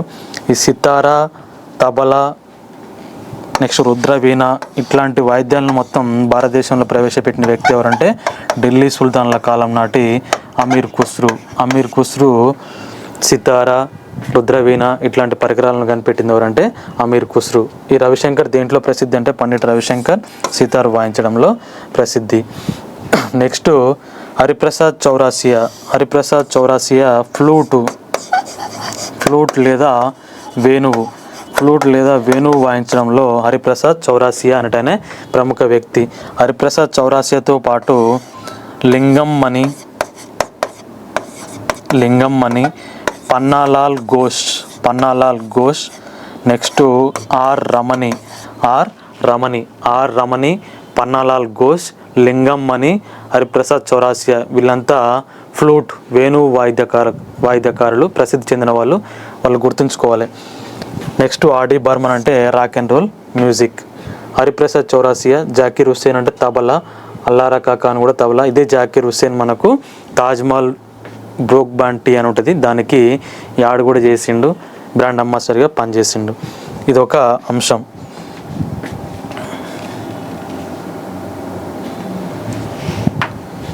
Which of the following goals of the 5-year plan is directly related to the people? ఏ పంచవర్ష ప్రణాళిక యొక్క కింది లక్ష్యాలలో ఏది ప్రజలకు నేరుగా సంబంధించింది అన్నాడు. ఇది ఈక్విటీ, సమానత్వం అనేది దీని యొక్క ఆన్సర్. స్వావలంబన, ఆధునీకరణ, వృద్ధి అనేవి కావు. సమానత్వం, ఈక్విటీ అనేది ఈ ప్రణాళికల యొక్క ముఖ్య ఉద్దేశం. అది ప్రజలకు నేరుగా సంబంధించింది. నెక్స్ట్ ఏప్రిల్ 2025 నాటికి కేరళ రాష్ట్రంలో మొదటి అత్యంత పేదరిక రహిత నియోజకవర్గంగా ఏ నియోజకవర్గం ప్రకటించబడింది? Which constituency in Kerala has been declared the state's first extreme poverty free constituency as of April 2025? దీంట్లో మనకు ఆన్సరు ధర్మాడం అనేది దానికి సంబంధించిన ఆన్సర్. చూడండి, ధర్మాడం కాన్స్టిట్యున్సీ అనేది ఏ జిల్లాలో ఉంటుందంటే కేరళలోని కన్నూర్ జిల్లాలో ఉంటుంది. ఈ ధర్మాడం అనేది గుర్తుంచుకోవాలి, 2 అంశాల్లో గుర్తుంచుకోవాలి. ఇక్కడ కంప్లీట్ లైబ్రరీ కాన్స్టిట్యున్సీ అన్న, next extreme poverty free constituency అన్న కూడా ధర్మాడం కేరళలోని కన్నూర్ జిల్లాలో ఉంటుంది. ఈ ధర్మాడం స్వయంగా ఎవరి నియోజకవర్గం అంటే కేరళ సీఎం అయిన పినరయి విజయన్ యొక్క నియోజకవర్గం ఏంటంటే ధర్మాడం. ఇక్కడనే కంప్లీట్ లైబ్రరీ ఫెసిలిటీ కల్పించిన నియోజకవర్గం అంటే ధర్మాడమే. పేదరికాన్ని నిర్మూలించిన తొలి నియోజకవర్గాన్ని కూడా ధర్మాడమే. ఇది కేరళలోని కన్నూరు జిల్లాలో ఉంటుంది. ఎవరి నియోజకవర్గం అంటే సీఎం పినరయి విజయన్ యొక్క నియోజకవర్గం. నెక్స్ట్ కాసర్గఢ్ అని ఒక ఆప్షన్ ఇచ్చిండు. కాసర్గఢ్ అనేది కేంద్ర కొబ్బరి పరిశోధనా కేంద్రం ఉంటుంది. ఇక్కడ కేంద్ర కొబ్బరి పరిశోధనా కేంద్రం అనేది ఎక్కడ ఉంటుందంటే కేరళలోని Kasaragod. National coconut research institute ఎక్కడ ఉందంటే కాసర్గఢ్, కొబ్బరి పరిశోధనా కేంద్రం. నెక్స్ట్ ధర్మాడం అంటే పేదరికాన్ని నిర్మూలించిన తొలి నియోజకవర్గంగా, నెక్స్ట్ కంప్లీట్ లైబ్రరీ ఫెసిలిటీస్ కల్పించిన తొలి నియోజకవర్గం అంటే ధర్మాడం. ఈ మలప్పురం అంటే 100% ఈ లిటరసీ, దేశంలో 100% ఈ లిటరసీ సాధించిన తొలి జిల్లా అంటే మలప్పురం కేరళలో ఉంటుంది. నెక్స్ట్ ఎర్నాకులం అంటేనేమో 100% లిటరసీ సాధించిన తొలి జిల్లా ఎర్నాకులం. చూడండి, కేరళ హైకోర్టు కూడా ఎక్కడ ఉంటుంది అంటే ఎర్నాకులంలోనే ఉంటుంది. కేరళ హైకోర్టు కూడా ఎర్నాకులంలో ఉంటుంది. 100% లిటరసీ సాధించిన తొలి జిల్లా అంటే దేశంలో ఎర్నాకులం. ఇక్కడనేమో 100% ఈ లిటరసీ సాధించిన తొలి ప్లేస్ అంటే మలప్పురం. నెక్స్ట్ తొలి ఐటీ జిల్లా అంటే పాలక్కడ్, పూర్తి బ్యాంకింగ్ జిల్లా. మరియు తొలి ఐటీ జిల్లా పూర్తి బ్యాంకింగ్ జిల్లా అంటే పాలక్కడ్. చూడండి, కేరళ మలయాళీ భాషలో కేరళ అంటే కొబ్బరి పండే ప్రాంతం. కేరళ అంటే కొబ్బరి పండే ప్రాంతం అని అర్థం. మీరు గుర్తుంచుకోండి, కేరళ అంటే మనకు గుర్తుకు రావాల్సినవి కే అంటే కొబ్బరి, రా అంటే రబ్బరి, నెక్స్ట్ లా అంటే లవంగం. ఈ మూడింటికి ప్రసిద్ధి చెందిన రాష్ట్రం అంటే కేరళ. కొబ్బరి ఉత్పత్తిలో, రబ్బరి ఉత్పత్తిలో, నెక్స్ట్ సుగంధ ద్రవ్య లవంగాల ఉత్పత్తిలో ప్రథమ స్థానంలో ఉన్న రాష్ట్రం అంటే కేరళ. విద్యా వైద్య రంగాల్లో కూడా ప్రథమ స్థానంలో ఉండే రాష్ట్రం అంటే ఎప్పుడు కేరళ అనేది గుర్తుంచుకోవాలి. కే అంటే కొబ్బరి, రా అంటే రబ్బరి, లా అంటే లవంగంగా మీరు గుర్తుంచుకోవాలి. అందుకనే కేరళను స్పైస్ గార్డెన్ ఆఫ్ ఇండియా అంటారు. Spice garden of India. Spice garden of India అని ఏ ప్రాంతాన్ని పేర్కొంటారంటే కేరళని spice garden of India. Next దీన్నే land of Parashuram. Land of Parashuram. Land of పరశురామ్గా దీన్ని పేర్కొంటారంటే ఈ యొక్క కేరళ రాష్ట్రాన్ని spice garden of India. Next land of పరశురామ్గా దీన్ని పేర్కొంటారంటే కేరళ. కే అంటే కొబ్బరి, రా అంటే రబ్బరి, లా అంటే లవంగం. ఇక్కడ కొబ్బరి జాతీయ పరిశోధన కేంద్రం కూడా ఇంతకుముందు కాసర్గఢ్ అని చెప్పిన. కొబ్బరి ఉత్పత్తిలో ప్రథమ స్థానం అంటే కేరళ. నెక్స్ట్ ఇక్కడనే అలప్పూజ, కొచ్చిన్ ఇట్లాంటి కొన్ని ఇతర ప్రాంతాలు కూడా ఉన్నాయి. నెక్స్ట్ భారతదేశంలో తొలిసారిగా కాంగ్రెస్ ఇతర ప్రభుత్వం ఏర్పాటు చేసిన సీఎం కూడా ఈఎంఎస్ నమూద్రిపాద్ కూడా కేరళకు సంబంధించాడు. హోంగార్డ్ లేని ఏకైక రాష్ట్రం అన్నా కూడా కేరళ అని చెప్పాలి. లేకపోతే కేరళకు సంబంధించి చాలా ఉన్నాయి. డ్యాన్సెస్ అంటే ఓనం పండుగ జరుపుకుంటారు. నెక్స్ట్ కేరళలోని మోహినియట్టం, కుడియట్టం ఇట్లాంటివన్నీ కూడా కథాకళి, ఇవన్నీ కేరళకు సంబంధించిన డ్యాన్సెస్. ఇవన్నీ గుర్తుంచుకోవాలి. నెక్స్ట్ వాస్కోడి గామా కూడా గుర్తుంచుకోవాలి. 1498 మే 17 భారతదేశానికి సముద్ర మార్గాన్ని కనిపెట్టిన వాస్కోడి గామా కూడా కేరళలోని కాలికట్ ప్రాంతానికి తొలిసారిగా చేరుకుంటాడు.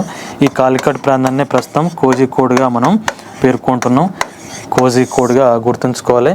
ఆయన అప్పటి కేరళకు సంబంధించి కాలికట్ రాజు అంటే జామరిన్ షా లేదా రాజా మను విక్రమ వర్మ. ఇదంతా కేరళకు సంబంధించిన ఇన్ఫర్మేషన్. ఇప్పుడు మన ప్రశ్న ఏంటంటే ధర్మాడం ఆన్సరు. ఇక్కడ కంప్లీట్ పావర్టీ కాన్స్టిట్యుయెన్సీ అన్న, నెక్స్ట్ కంప్లీట్ లైబ్రరీ కాన్స్టిట్యుయెన్సీ అన్న ధర్మాడం కేరళలోని కన్నూరు జిల్లా. స్వయంగా సీఎం పినరయి విజయన్. కేరళ గవర్నర్ అంటే రాజేంద్ర అర్లేకర్. ఇవన్నీ కేరళకు సంబంధించిన అన్ని అంశాలు గుర్తుంచుకోవాలి. మళ్ళీ తర్వాత మాట్లాడుకుందాం. Nilgiri is one of the oldest mountain ranges located at the tri-junction of which 3 states? Nilgiri అత్యంత పురాతన పర్వత శ్రేణిలో ఒకటి. ఇది ఏ 3 రాష్ట్రాల ట్రై జంక్షన్ వద్ద ఉంది అనేది మనకు అడిగిండు. చూడండి, తమిళనాడు, కేరళ, కర్ణాటక ఈ 3 రాష్ట్రాల ట్రై జంక్షన్లోనే నీలగిరి అనేది ఉన్నది. తమిళనాడు, కేరళ, కర్ణాటక. చూడండి, మనకు వెస్ట్రన్ ఘాట్స్ పశ్చిమ కనుమలు ఉన్నాయి. ఈ పశ్చిమ కనుమలను ఒక్కొక్క ప్రాంతంలో ఒక్కొక్క పేరుతోటి పిలుస్తారు. ఈ పశ్చిమ కనుమలను మహారాష్ట్రలో ఏమని పిలుస్తారంటే సహ్యాద్రి పర్వతాలు. మహారాష్ట్రలో సహ్యాద్రి పర్వతాలుగా పేర్కొంటారు. నెక్స్ట్ తమిళనాడులో నీలగిరి పర్వతాలుగా పేర్కొంటారు.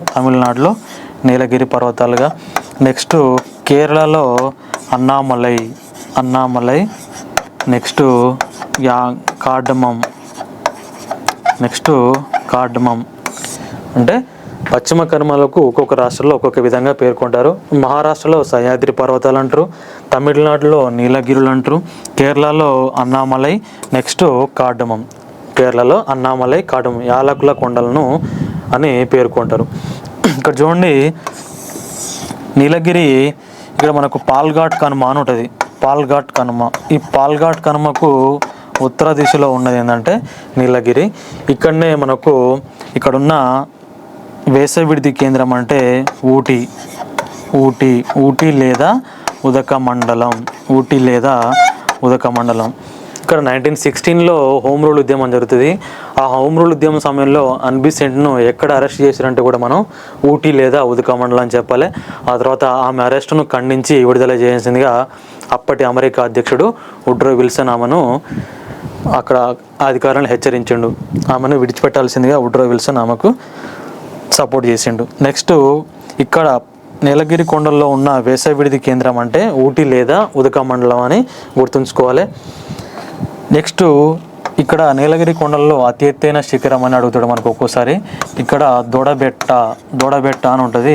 ఇది నీలగిరి కొండల్లో అత్యంత ఎత్తైన శిఖరం దోడబెట్ట. దీని ఎత్తు అంటే 2637 మీటర్లు. 2637 మీటర్లు. నెక్స్ట్ కేరళ. ఇక్కడ చూడండి, పాల్ఘాట్ కనుమకు దక్షిణంగా ఉన్నాయంటే కేరళలోని అన్నామలై మరియు కార్డమం కొండలు. ఈ కార్డమం కొండలనే యాలకుల కొండలుగా కూడా గుర్తుంచుకోవాలి. చూడండి, అన్నామలై కొండల్లో కానీ లేదా దక్షిణ భారతదేశంలో కానీ నెక్స్ట్ ద్వీపకల్ప పీఠభూములలో అతి ఎత్తైన శిఖరం అంటే అనైముడి. ఇది 2695 మీటర్లు. 2695 మీటర్లు. 2695 మీటర్స్ 2637. ఓకే సరే. ఇంకొకటిని గురు శిఖర్ ఉంటాయి. ఆరావళి పర్వతాల్లో అత్యంత ఎత్తైన శిఖరం 1722 మీటర్స్ గురు శిఖర్. కొన్నింటిని గుర్తుంచుకోవాలి. ఇక్కడ మనకు ఆన్సర్ అంటే తమిళనాడు, కేరళ, కర్ణాటక.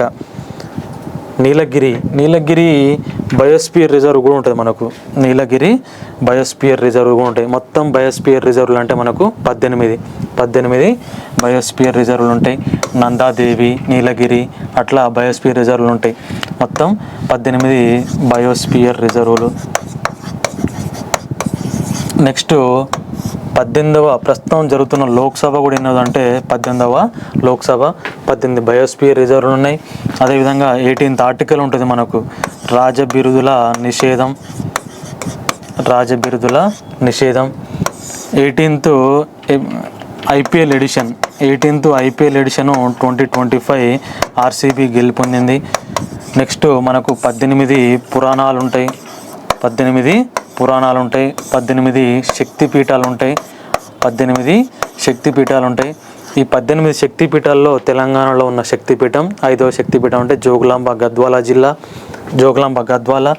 నెక్స్ట్ 18 పురాణాలు, శక్తిపీఠాలు. మహాభారతంలోని భాగాలను మనం పర్వాలు అంటాం. అవి 18 పర్వాలు ఉంటాయి. పీరియాడిక్ టేబుల్లో 18 గ్రూపులు ఉంటాయి. పీరియాడిక్ టేబుల్కి సంబంధించి 18 గ్రూపులు, 7 పీరియడ్స్ ఉంటాయి. నెక్స్ట్ 18th అంటే మనకు 18 జిఐ ట్యాగ్స్. తెలంగాణలో మొత్తం జిఐ ట్యాగ్స్ అంటే 18 అని చెప్పాలి. ఆ 18th జిఐ ట్యాగ్ అంటే వరంగల్ చపాటా మిర్చి అని ఉంటుంది. వరంగల్ మిర్చికి 18th జిఐ ట్యాగు. ఇంకా హిస్టరీకి సంబంధించి అంటే మనం అష్టాదశ పన్నులు అంటే పల్లవుల కాలం.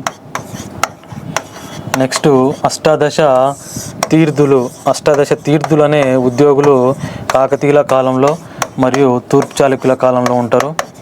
నెక్స్ట్ అక్బర్ స్థాపించిన నూతన మతం దీన్-ఈ ఇలాహీ. ఈ దీన్-ఈ ఇలాహీలో చేరిన సభ్యుల సంఖ్య ఎంత అంటే మొత్తం 18 మంది. ఆ 18 మందిలో ఏకైక హిందూ అంటే రాజా బీర్బల్ యొక్క అసలు పేరు అంటే మహేష్ దాస్. ఇట్లా 18 అంటే మనకు ఈ అంశాలన్నీ గుర్తుండాలి. 18 బయోస్పియర్ రిజర్వులు. నెక్స్ట్ 18వ లోక్సభ ప్రస్తుతం జరుగుతుంది. నెక్స్ట్ 18th ఆర్టికల్ రాజబిరుదుల నిషేధం. 18 జిఐ ట్యాగ్స్ తెలంగాణకు సంబంధించి మొత్తం 18 ఉన్నాయి. ఫస్ట్ది అంటే పోచంపల్లి ఇక్కత్ 2004 నుంచి 2005 మధ్యలో. 18th అంటే వరంగల్ చపాటా మిర్చి. నెక్స్ట్ 2025లో 18th ఐపీఎల్ విన్నర్ అంటే ఆర్సీబీ. పురాణాలు, శక్తిపీఠాలు, పర్వాలు. మహాభారతం ఎన్ని రోజులు జరిగిందన్నా కూడా 18 రోజులనే. ఇట్లా 18 అంటే ఇన్ని అంశాలు. 18 బయోస్పియర్ రిజర్వులు. సరే. In which state is the festival of Kalinga Mahotsav celebrated? Kalinga Mahotsav పండుగను ఏ రాష్ట్రంలో జరుపుకుంటారు? చూడండి, కళింగ ప్లేస్ని బట్టి మనం ఇది ఒడిస్సా అని గుర్తించాలి. ఒడిస్సా రాష్ట్రంలో కళింగ మహోత్సవ్. ఇక్కడ ఒరిస్సాలో ఇంకా కళింగ మహోత్సవంతో పాటు రథయాత్ర, పూరి జగన్నాథ్ రథయాత్ర, దుర్గాదేవి పండుగ ఇక్కడ చాలా ఫేమస్. నెక్స్ట్ బలియాత్ర. నెక్స్ట్ నుకాయి అనేది హార్వెస్టర్ పండుగ, హార్వెస్టర్ ఫెస్టివల్. వ్యవసాయ పంట కోతల సమయంలో నుకాయి అనేది జరుపుకుంటారు. Rath Yatra. Next Konark dance festival.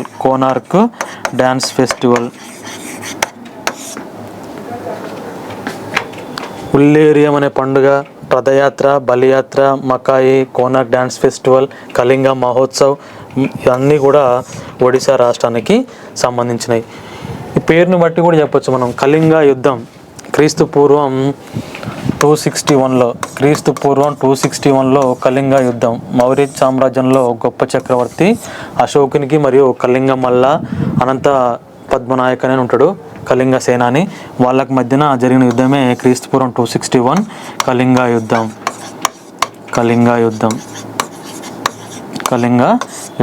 అది ఎప్పుడు జరిగిందంటే 261. అశోకుడు కళింగ యుద్ధం గురించి తన యొక్క 13వ శిలాశాసనంలో పేర్కొన్నాడు. ఆ కళింగ యుద్ధంలో 1,00,000 మంది చనిపోయారు, 1,50,000 మంది గాయపడ్డారు. తర్వాత రక్తం వీరులై పారుతుంటే దాన్ని చూసి అప్పటి వరకు ఆయనే బేరిఘోషను వీడి దమ్మఘోషను చేపట్టాలని నిర్ణయించుకుంటాడు. అంటే హింస ద్వారా సాధించేది ఏమి లేదని హింసను విడనాడాలని పేర్కొని ఆయన ఆ తర్వాత ఏ మతం స్వీకరించిందంటే బౌద్ధ మతాన్ని స్వీకరించిండు. నిగ్రోధుడు లేదా ఉపగుప్తుడు అనే 8 సంవత్సరాల బాలుడు అశోకునికి బౌద్ధ మత దీక్షను ఇచ్చిండు. అశోకుని బౌద్ధ మతం స్వీకరణ గురించి తెలిపే శాసనం అంటే బబ్రు శాసనం, కలకత్తాలో ఉంటుంది. ఇది కళింగ అంటే మనం ఆ విధంగా కూడా గుర్తుంచుకోవాలి. కళింగాను జయించిన మొదటి మగధ రాజు అంటేనేమో మహాపద్మనందుడు. నందవంశ స్థాపకుడు మహాపద్మనందుడు. అభినవ పరశురాముడిగా పేరు పొందిన వ్యక్తి మహాపద్మనందుడు. నందవంశాన్ని స్థాపించిండు. ఈయనే కళింగాను జయించి మగధలో విలీనం చేసిండు. భారతదేశంలో శూద్రుడైన తొలి భారతీయ రాజు అంటే మహాపద్మనందుడు. ఇతడు నపిత మంగళ కులానికి సంబంధించినడని జైన గ్రంథాలు పేర్కొన్నాయి. మహాపద్మనందుడు భారతదేశంలో శూద్రుడైన తొలి రాజు మహాపద్మనందుడు. అంటే కళింగ అనే పేరును బట్టి కళింగ యుద్ధం, కళింగ అంటే మనం ఒడిస్సా అని చెప్పాలి. కళింగ యుద్ధం ఏ నది తీరాన జరిగిందంటే మనకు దయా నది తీరాన జరిగింది. దాని గురించి వివరించే శాసనం అంటే ధౌలి శాసనం లేదా జౌగడ శాసనం అని ఉంటుంది. ధౌలి శాసనం లేదా జౌగడ శాసనం ఏనుగు ఆకారంలో ఉంటుంది. దానిపైన కనిపించే బొమ్మ అంటే ఏనుగు. ఇది కళింగ మహోత్సవ్కి సంబంధించి ఆన్సర్ అంటే ఒడిస్సా అని గుర్తుంచుకోవాలి. ఇంకా ఇతర ఫెస్టివల్ అంటే రథయాత్ర, బలియాత్ర, నొకాయే, కోనార్క్ డ్యాన్స్ ఫెస్టివల్ ఇవన్నీ కూడా కళింగకు సంబంధించి. ఏ స్టేట్ అంటే ఒడిస్సా. ఇక ఒడిస్సాలోని ఇతర టెంపుల్స్ అంటే రాజారాణి దేవాలయం ఎక్కడుందంటే మనం ఒడిస్సాలో అని చెప్పాలి. భువనేశ్వర్లో ఉంటుంది Rajarani temple. Next Konark sun temple, Konark Surya దేవాలయం. నెక్స్ట్ పూరి జగన్నాథాలయం. పూరి జగన్నాథాలయ నిర్మాత ఎవరు అంటే అనంతవర్మ చోడ గాంగదేవుడు. ఈయన పూరి జగన్నాథ టెంపుల్ నిర్మాత. కోనార్క్ సూర్యదేవాలయ నిర్మాత అంటే నరసింహవర్మ. రాజారాణి టెంపుల్ అంటే ఒడిస్సా భువనేశ్వర్. ఈ ఒడిస్సా అంటే మనం ఎన్ని అంశాలు గుర్తుంచుకోవాలి. నవీన్ పట్నాయక్ ఇంతకుముందు CM, Biju Janata Dal party.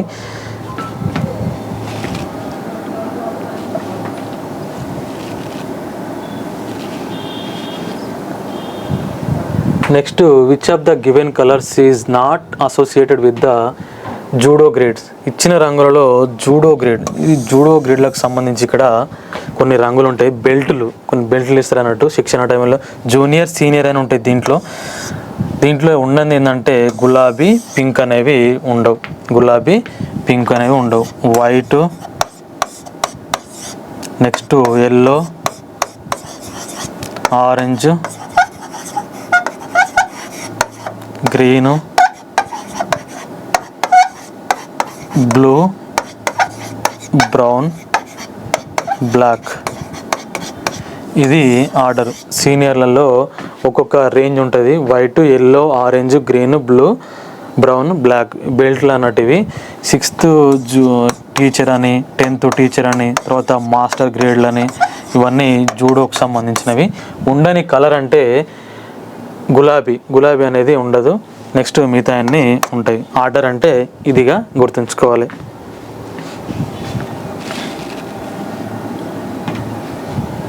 What is the atomic number of lawrencium? A chemical element that is classified as the last number of the actinides. యాక్టినైడ్లలో చివరి సభ్యునిగా వర్గీకరింపబడిన రసాయన మూలకం లారెన్షియం యొక్క పరమాణు సంఖ్య ఎంత అన్నాడు. చూడండి 103. మనకు లాంథనైడ్లు యాక్టినైడ్లని ఆవర్తన పట్టికలో దిగువన 2 శ్రేణులలో అమరి ఉంటాయి. ఆవర్తన పట్టిక దిగువలో 2 శ్రేణులలో అమరి ఉంటాయి. అవి 14 మూలకాలు, ఇవి 14 మూలకాలు ఉంటాయి. ఇవి మొత్తం inner transition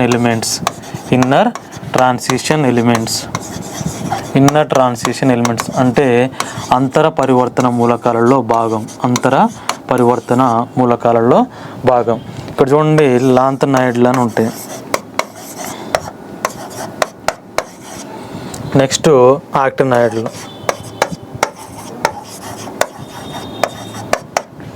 cerium 58 to 71, cerium to lutetium, ఇవి 58 to 71 లాంథనైడ్లు. యాక్టినైడ్లు ఏమో థోరియం టు లారెన్షియం వరకు ఉంటాయి. ఇది 90 to 103. థోరియం నుంచి లారెన్షియం వరకు ఉన్న 14 మూలకాలను యాక్టినైడ్లుగా, లాంథనైడ్లు అంటేనేమో cerium to lutetium, 58 cerium to 71 lutetium. Actinides అంటే థోరియం టు లారెన్షియం. థోరియం అనేది మోనోజైట్ నుంచి వస్తుంది. ఇది ఎక్కువగా కేరళకు సంబంధించి ఎక్కువ లభ్యమవుతాయి థోరియం. ఆ తర్వాత దీంట్లోనే యురేనియం అనే మూలకం కూడా దీంట్లోనే ఉంటుంది. ఇవన్నీ రేడియోధార్మికతను ప్రదర్శిస్తాయి. రేడియోధార్మికతను ప్రదర్శించే మూలకాలు. థోరియం టు లారెన్షియం, మధ్యలో యురేనియం ఉంటుంది. యురేనియం తర్వాత నుంచి వచ్చే మూలకాలను ట్రాన్స్ యురేనియన్ ఎలిమెంట్స్ అంటారు. యురేనియం పిచ్చిబ్లేన్ నుంచి తయారు చేస్తారు. ఇది ఒక అంశంగా గుర్తుంచుకోవాలి. లాంథనైడ్లు, యాక్టినైడ్లు ఇన్నర్ ట్రాన్సిషన్ ఎలిమెంట్స్లో భాగం, అంతర పరివర్తన మూలకాలలో భాగం. దీని యొక్క పరమాణు సంఖ్య అంటే 103. లారెన్షియం అంటే 103. థోరియం నుంచి లారెన్షియం వరకు ఉంటాయి. ఇవైతేనేమో సీరియం టు లుటీషియం వరకు ఉంటాయి. ఇది ఒక అంశం. Next, what is the main objective of the BharatNet project యొక్క ప్రధాన లక్ష్యం ఏమిటి అంటే ప్రతి గ్రామ పంచాయతీకి అవసరమైన హై స్పీడ్ ఇంటర్నెట్ను అందించడం. To provide affordable high speed internet to every గ్రామ పంచాయత్. చూడండి, భారత్నెట్ ప్రాజెక్ట్ను 2011లో ప్రకటించారు. ఆ తర్వాత 2015 జూలైలో దీన్ని మాడిఫై చేసి రివైజ్ చేసిరు 2015 జూలైలో. దీని యొక్క ముఖ్య ఉద్దేశం ఏంటంటే వరల్డ్స్ లార్జెస్ట్ బ్రాడ్బ్యాండ్ కనెక్టివిటీ అంటే ఈ భారత్ నెట్ ప్రాజెక్టు ద్వారా గ్రామ పంచాయతీలకు హై స్పీడ్ ఇంటర్నెట్ను కల్పించాలనేది. దాదాపు 3.8+ అంటే 3 లక్షల గ్రామ పంచాయతీలకు హై స్పీడ్ ఇంటర్నెట్ను అందించాలి. ఆప్టికల్ ఫైబర్ నెట్ను అందించాలనేది దీని యొక్క ముఖ్య ఉద్దేశం. ఇది టెలికమ్యూనికేషన్ డిపార్ట్మెంట్ కిందకి వస్తుంది. దీని ముఖ్య ఉద్దేశం ఏంటంటే గ్రామ పంచాయతీలకు హై స్పీడ్ ఇంటర్నెట్ను అందించడం అనేది గుర్తుంచుకోవాలి.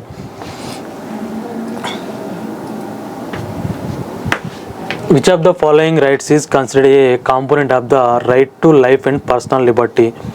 కింది హక్కులలో ఏది జీవించే హక్కు మరియు వ్యక్తిగత స్వేచ్ఛలో భాగం అన్నాడు.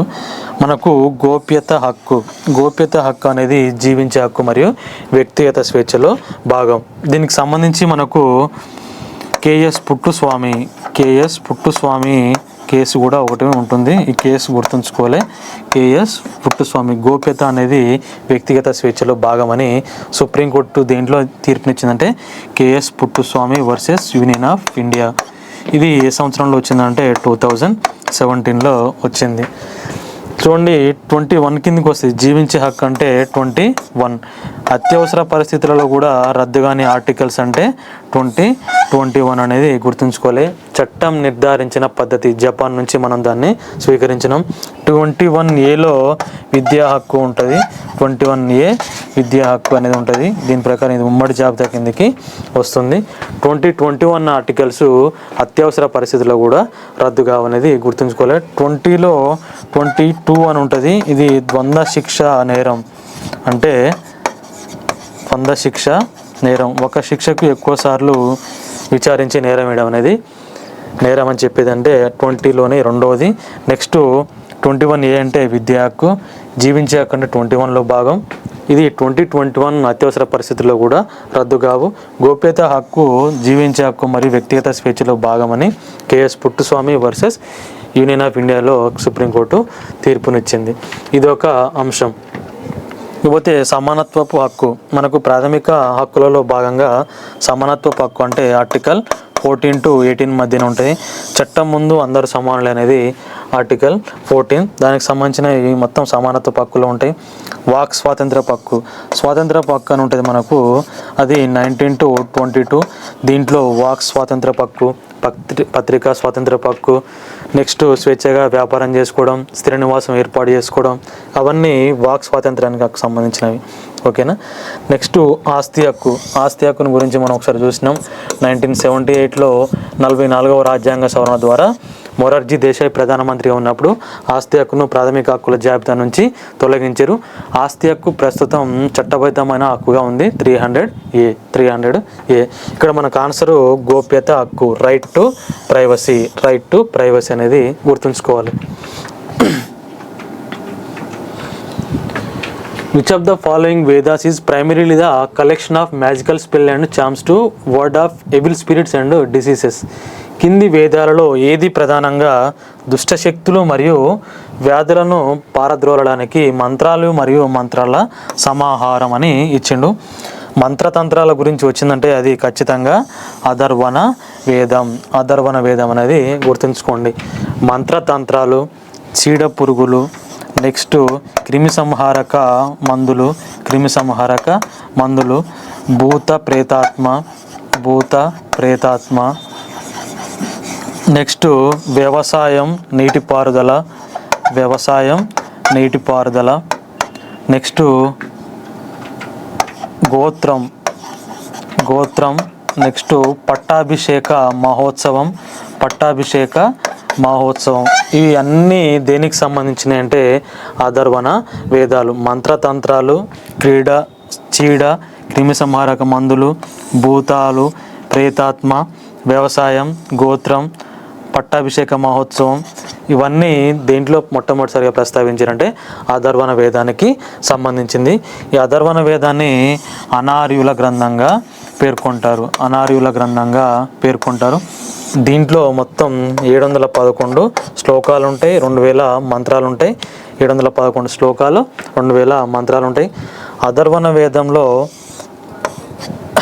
దీన్ని ఇంగ్లీష్లోకి అనువదించిందంటే రుడాల్ఫ్ రోత్.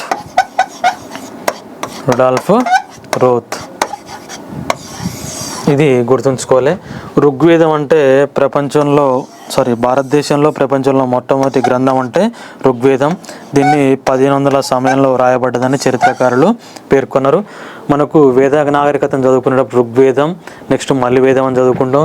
ఋగ్వేద కాలం 1500 నుంచి 1000 BC, మలివేద కాలం అంటే 1000 నుంచి 600 BC. ఇది ప్రపంచంలో తొలి గ్రంథం అంటే ఋగ్వేదంగా పేర్కొనే. ఋగ్వేదం మళ్ళీ జెండా అవస్థను పోలి ఉంటుంది. ప్రాచీన ఇరానియన్ల ముఖ్య గ్రంథం జెండా అవస్థ. ఈ జెండా అవస్థను పోలి ఉంటుంది. ఈ జెండా అవస్థలో ప్రవక్త జొరాస్టర్ బోధనలు అనేవి దీంట్లో మెన్షన్ చేసిరు. ఇది ఋగ్వేదానికి సంబంధించి. ఋగ్వేదంలో ఒక్కొక్క వేదం గురించి చూద్దాం చిన్నగా. చూడండి, ఋగ్వేదం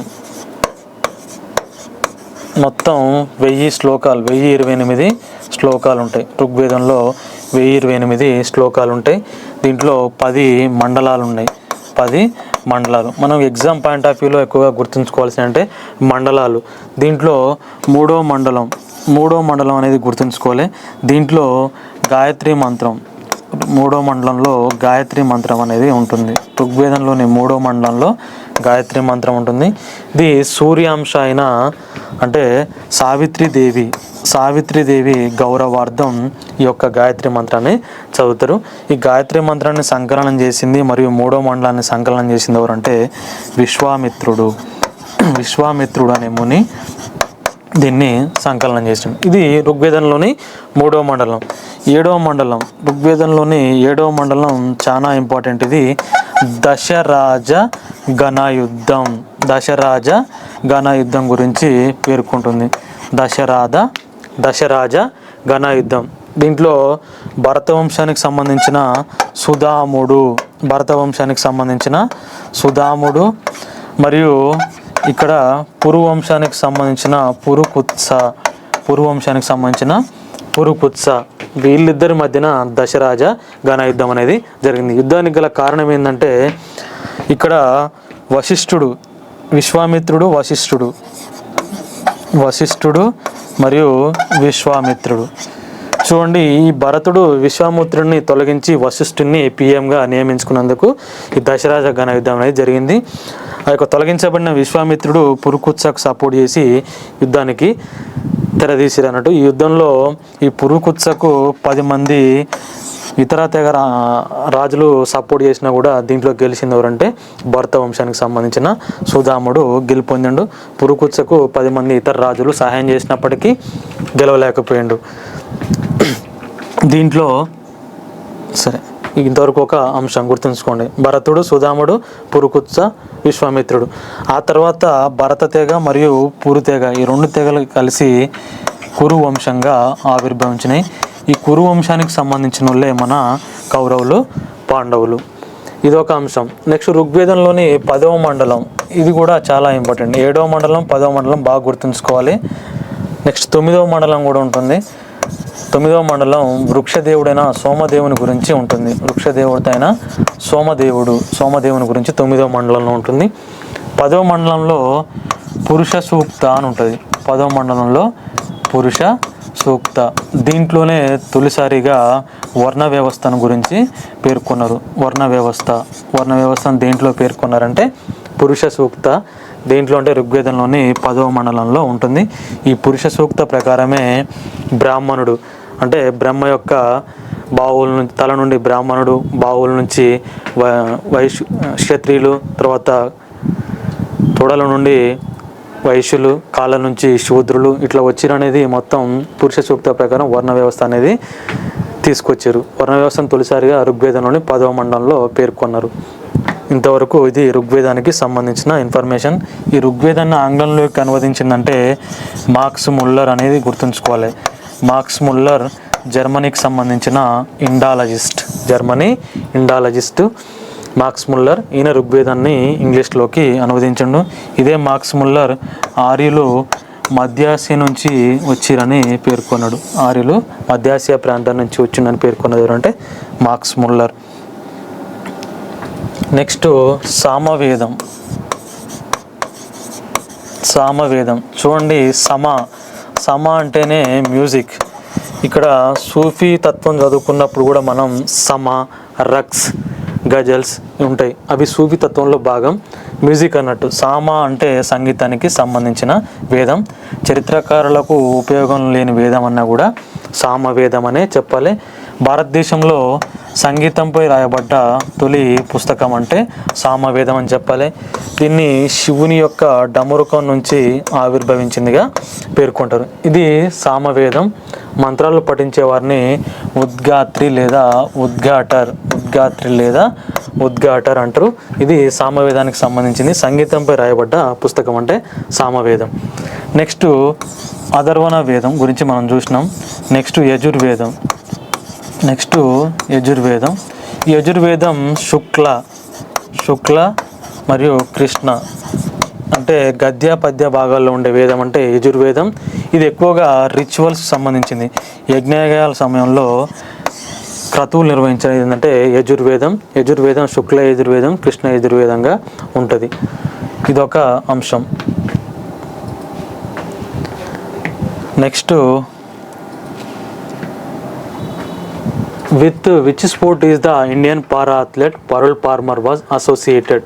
భారత పారా అథ్లెట్ పరుల్ పార్మర్ ఏ క్రీడకు సంబంధించిన వాళ్ళంటే చూడండి, పారా బ్యాడ్మింటన్ క్రీడాకారిణి ఎవరంటే పారుల్ దల్సుఖ్భాయ్ పార్మార్. పారుల్ దల్సుఖ్భాయ్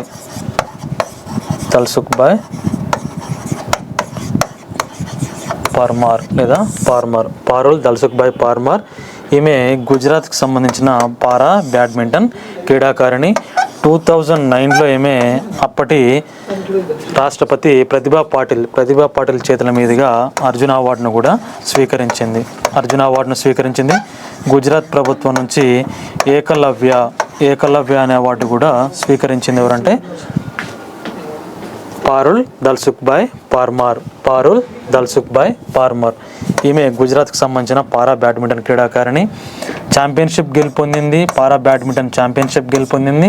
అదేవిధంగా నెంబర్ 1 పారా బ్యాడ్మింటన్ క్రీడాకారిణి కూడా అయింది. ఎవరంటే పారుల్ దల్సుఖ్భాయ్ పార్మార్. 2009లో అప్పటి రాష్ట్రపతి ప్రతిభా పాటిల్ చేతుల మీదుగా అర్జున అవార్డును స్వీకరించింది. గుజరాత్ ప్రభుత్వం నుంచి ఏకలవ్య అవార్డును స్వీకరించింది. Next, which state has received a geographical indication tag for Sangri bean కోసం ఏ రాష్ట్రం భౌగోళిక సూచిక ట్యాగ్ను పొందింది? చూడండి, కేర్ సాంగ్రీ బీన్ అనేది రాజస్థాన్ రాష్ట్రానికి సంబంధించిన డిష్ అన్నట్టు. ఇక్కడ దీని యొక్క ఉద్దేశం ఏంటంటే తారెడారి రాజస్థాన్లోని తారెడారి ప్రాంతంలో పెరిగే అరుదైన వృక్షజాతి మొక్క అంటే కేర్ సాంగ్రీ బీన్. ఇది ఎడారి ప్రాంతాల్లోనే మాత్రమే బాగా పెరుగుతుంది. ఏ చెట్టు నుంచి తీసుకుంటారంటే కేజ్రీ చెట్టు. ఏ చెట్టు అంటే కేజ్రీ గుర్తుపెట్టుకోండి. కేజ్రీ చెట్టు, కేర్ సాంగ్రీ బీను, రాజస్థాన్.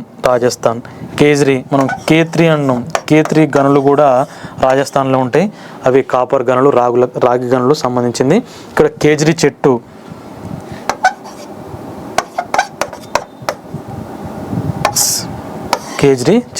K3 గనులు, కేజ్రీ చెట్టు తారెడారి సంబంధించింది.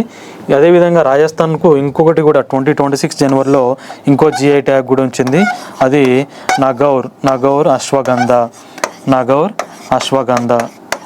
అశ్వగంధ అనేది కూడా రాజస్థాన్కు సంబంధించిందే. నగౌర్ జిల్లాలో ఉంటుంది, రాజస్థాన్లోని. దీనికి కూడా GI ట్యాగ్ వచ్చింది. మనకు GI చట్టం ఉంటుంది. GI ట్యాగ్ చట్టం అంటే 1999 GI ట్యాగ్ చట్టం అని ఉంటుంది. GI యొక్క హెడ్ క్వార్టర్ ఎక్కడ ఉంటుందంటే చెన్నై. భారతదేశంలో తొలిసారిగా GI ట్యాగ్ పొందిన తొలి ప్రోడక్ట్ అంటే డార్జిలింగ్ టీ 2004-05 ఆ టైంలో. మన తెలంగాణ అంటే యాదాద్రి భువనగిరి జిల్లా ఇక్కత్ చీరలకు తొలిసారిగా GI యొక్క హెడ్ క్వార్టర్ అంటే చెన్నై అని గుర్తుంచుకోవాలి. GI చట్టం అంటే 1999. నెక్స్ట్, సాంగ్రీ బీన్ అంటే రాజస్థాన్కు సంబంధించిన ప్రోడక్ట్. ఇంకొకటి నగౌర్ అశ్వగంధ కూడా మీరు గుర్తుంచుకోవాలి. రీసెంట్గా వచ్చిన GI ట్యాగ్ రాజస్థాన్కు సంబంధించి.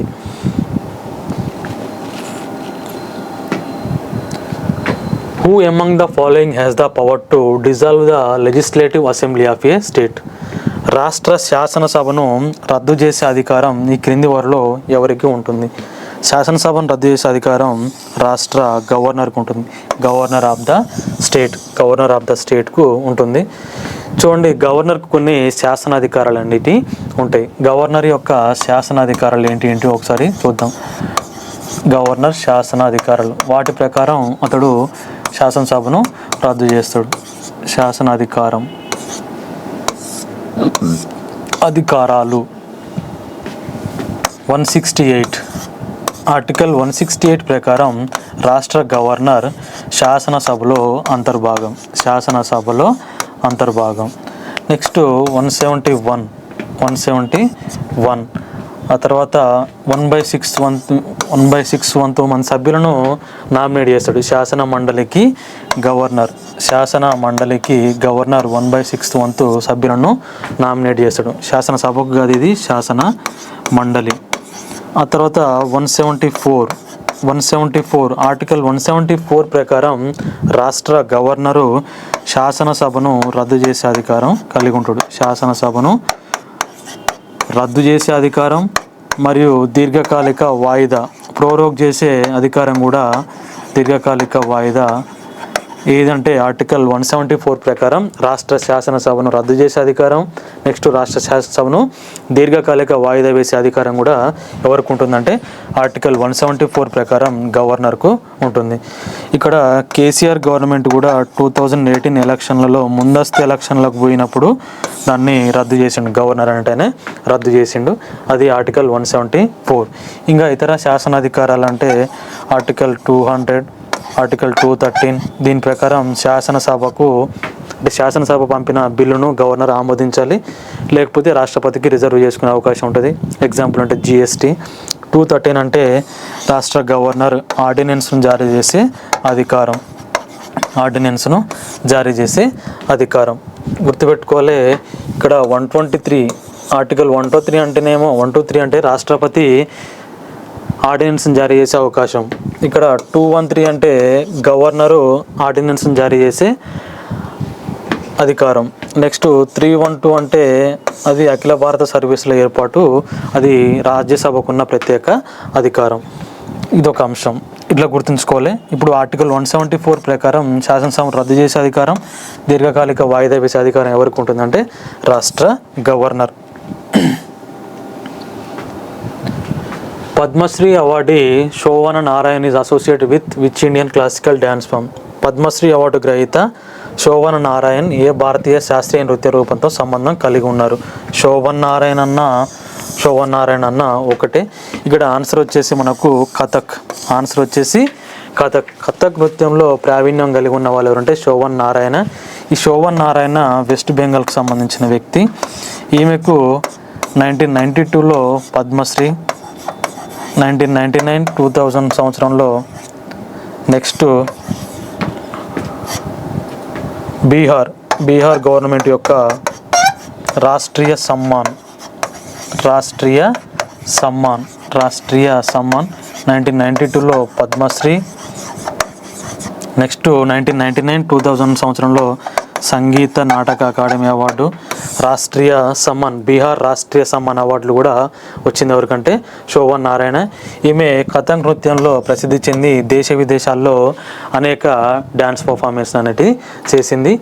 ఆమె ఏ రాష్ట్రం అంటే వెస్ట్ బెంగాల్ అని గుర్తుంచుకోవాలి. కథక్ నృత్యంలో ప్రావీణ్యరాలు. కథక్లో స్త్రీ పురుషులు ఇద్దరు, మేల్ ప్లస్ ఫీమేల్ ఇద్దరు కూడా డ్యాన్స్ చేస్తారు. స్త్రీ పురుషులు ఇద్దరు కలిసి చేసే నృత్యం అంటే కథక్ నృత్యం. మళ్ళీ కథక్ నృత్యానికి సంబంధించి కథక్ నృత్యంలో ప్రావీణ్యం ఉన్న మొఘల్ చక్రవర్తి అంటే మహమ్మద్ షా రంగీలాకు ఏ డ్యాన్స్ పట్ల ఆసక్తి ఎక్కువ అంటే కథక్ డ్యాన్స్ పట్ల ఆసక్తి ఎక్కువ. ఈ కథక్ని ఎక్కువగా నార్త్ ఇండియాలో, ఉత్తర భారతదేశంలో ఎక్కువగా ఇది ప్రసిద్ధి. ఈ కథక్ నృత్యానికి సంబంధించి ప్రసిద్ధ వ్యక్తులు అంటే Birju Maharaj, next Gopi Krishna, next Sitara Devi, next Uma Sharma, next Durgalal. ఇక్కడ గోపీకృష్ణ ఒక రికార్డు ఉంటుంది. కథక్ డ్యాన్స్ను 9 గంటల 20 నిమిషాలు ఏకధాటిగా చేసిన వ్యక్తి ఎవరంటే గోపీకృష్ణ. ఇది కథక్ నృత్యానికి సంబంధించిన ఇన్ఫర్మేషన్. ఇక్కడ శోభన్ నారాయణ కథక్ డ్యాన్స్కి సంబంధించినవే, మహమ్మద్ షా రంగీలా కథక్ డ్యాన్స్కు సంబంధించినవాడే. ఇక్కడ ఏ ప్రాంతంలో అంటే కథక్ డ్యాన్స్ ఎక్కువ అంటే నార్త్ ఇండియాలో, ఉత్తర భారతదేశంలో కథక్ని ఎక్కువగా ప్రదర్శిస్తారు. కథక్లో ప్రసిద్ధి చెందిన ఇతర కళాకారులు అంటే బిర్జూ మహారాజ్, గోపీకృష్ణ, సితారాదేవి, ఉమాశర్మ, దుర్గాలాల్, విష్ణు శిరోద్కర్ వీళ్ళంతా కథక్ డాన్సర్లు, ప్రసిద్ధి చెందిన కథక్ డాన్సర్లు.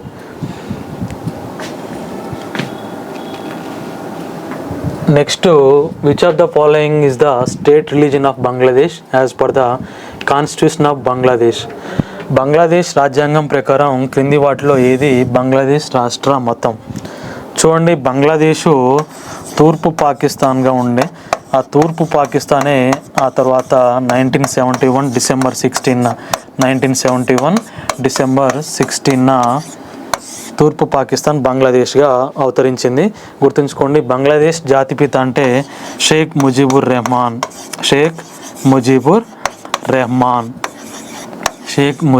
రెహమాన్. ఈయనను బంగా బంధు అంటారు. బంగ్లాదేశ్ జాతిపిత బంగా బంధు అని ఎవరంటే షేక్ ముజీబుర్ రెహమాన్. మనం పాకిస్తాన్ తోటి మన భారతదేశం యుద్ధం చేసి బంగ్లాదేశ్ని ఒక స్వతంత్ర దేశంగా ఏర్పాటు చేస్తే ప్రస్తుతం అదే బంగ్లాదేశు పాకిస్తాన్తోని జతగట్టి భారతదేశంలోని హిందువులను బంగ్లాదేశ్లోని హిందువులను కూడా వాళ్ళు చంపేస్తున్నారు ఈ మధ్యన. అంటే మన సహాయంతో స్వాతంత్రం పొంది అదే రోజు పాకిస్తాన్ శత్రుదేశం. ఈరోజు T20 వరల్డ్ కప్లలో కూడా బంగ్లాదేశ్ పాకిస్తాన్ సహకరించుకుంటున్నాయి ఒకటికొకటి. 1971 డిసెంబర్ 16 తూర్పు పాకిస్తానే బంగ్లాదేశ్గా ఆవిర్భవించింది. వీళ్ళ యొక్క జాతీయ గీతాన్ని రాసింది కూడా మన వ్యక్తే, రవీంద్రనాథ్ ఠాగూర్ రచించిన జాతీయ గీతం జనగణమన. మన జనగణమననే వాళ్ళు అమర్ సోనార్ బాంగ్లాగా ఉపయోగించుకుంటున్నారు. అమర్ సోనార్ బాంగ్లా. దీన్ని రాసింది ఎవరంటే రవీంద్రనాథ్ ఠాగూర్. మన జాతీయ గీతం జనగణమన రాసిన రవీంద్రనాథ్ ఠాగూర్. ఇదే జనగణమనను బంగ్లాదేశ్ వాళ్ళు జాతీయ గీతంగా స్వీకరించారు. కాకపోతే దాని పేరు అమర్ సోనార్ బాంగ్లా. బంగ్లాదేశ్ రాజధాని అంటే ఢాకా. వీళ్ళ యొక్క కరెన్సీ అంటే టాకా. బంగ్లాదేశ్కు భారతదేశానికి మధ్యన వివాదాస్పదమైన దీవులు అంటే న్యూమూర్ ఐలాండ్స్ అనేవి గుర్తుంచుకోవాలి. బంగ్లాదేశ్కు భారతదేశానికి మధ్యన వివాదాస్పదమైన దీవులు. ఇది బంగ్లాదేశ్కి సంబంధించి. వాళ్ళ యొక్క మతం అంటే ఇస్లాం. పాకిస్తాన్ బంగ్లాదేశ్ యొక్క అధికారిక మతాలంటే ఇస్లాం మతం అనేది గుర్తుంచుకోవాలి. ప్రపంచంలో ఎక్కువ మంది ఉన్న మతం అంటే క్రైస్తవ మతం. అతి ఎక్కువగా ఉన్న మతం అంటే క్రైస్తవ మతం. ఇస్లాం అంటే ఇక్కడ మహమ్మద్ ప్రవక్త అరేబియాలో జన్మించింది, మక్కాలో. ఇక బౌద్ధ మతం అంటే గౌతమ బుద్ధుడు. ప్రపంచంలో ప్రాచీన మతం అంటే హిందూ మతం. ఇదొక ఇన్ఫర్మేషన్. ప్రస్తుతం యూనస్ గవర్నమెంట్ నడుస్తుంది. షేక్ హసీనా యూనస్ గురించి కూడా కాన్సన్ట్రేషన్ చేయాలి. కరెంట్ అఫైర్స్లో ఇంపార్టెన్స్ అది. ఇది ఈరోజు యొక్క ఎక్స్ప్లెనేషన్. Thank you.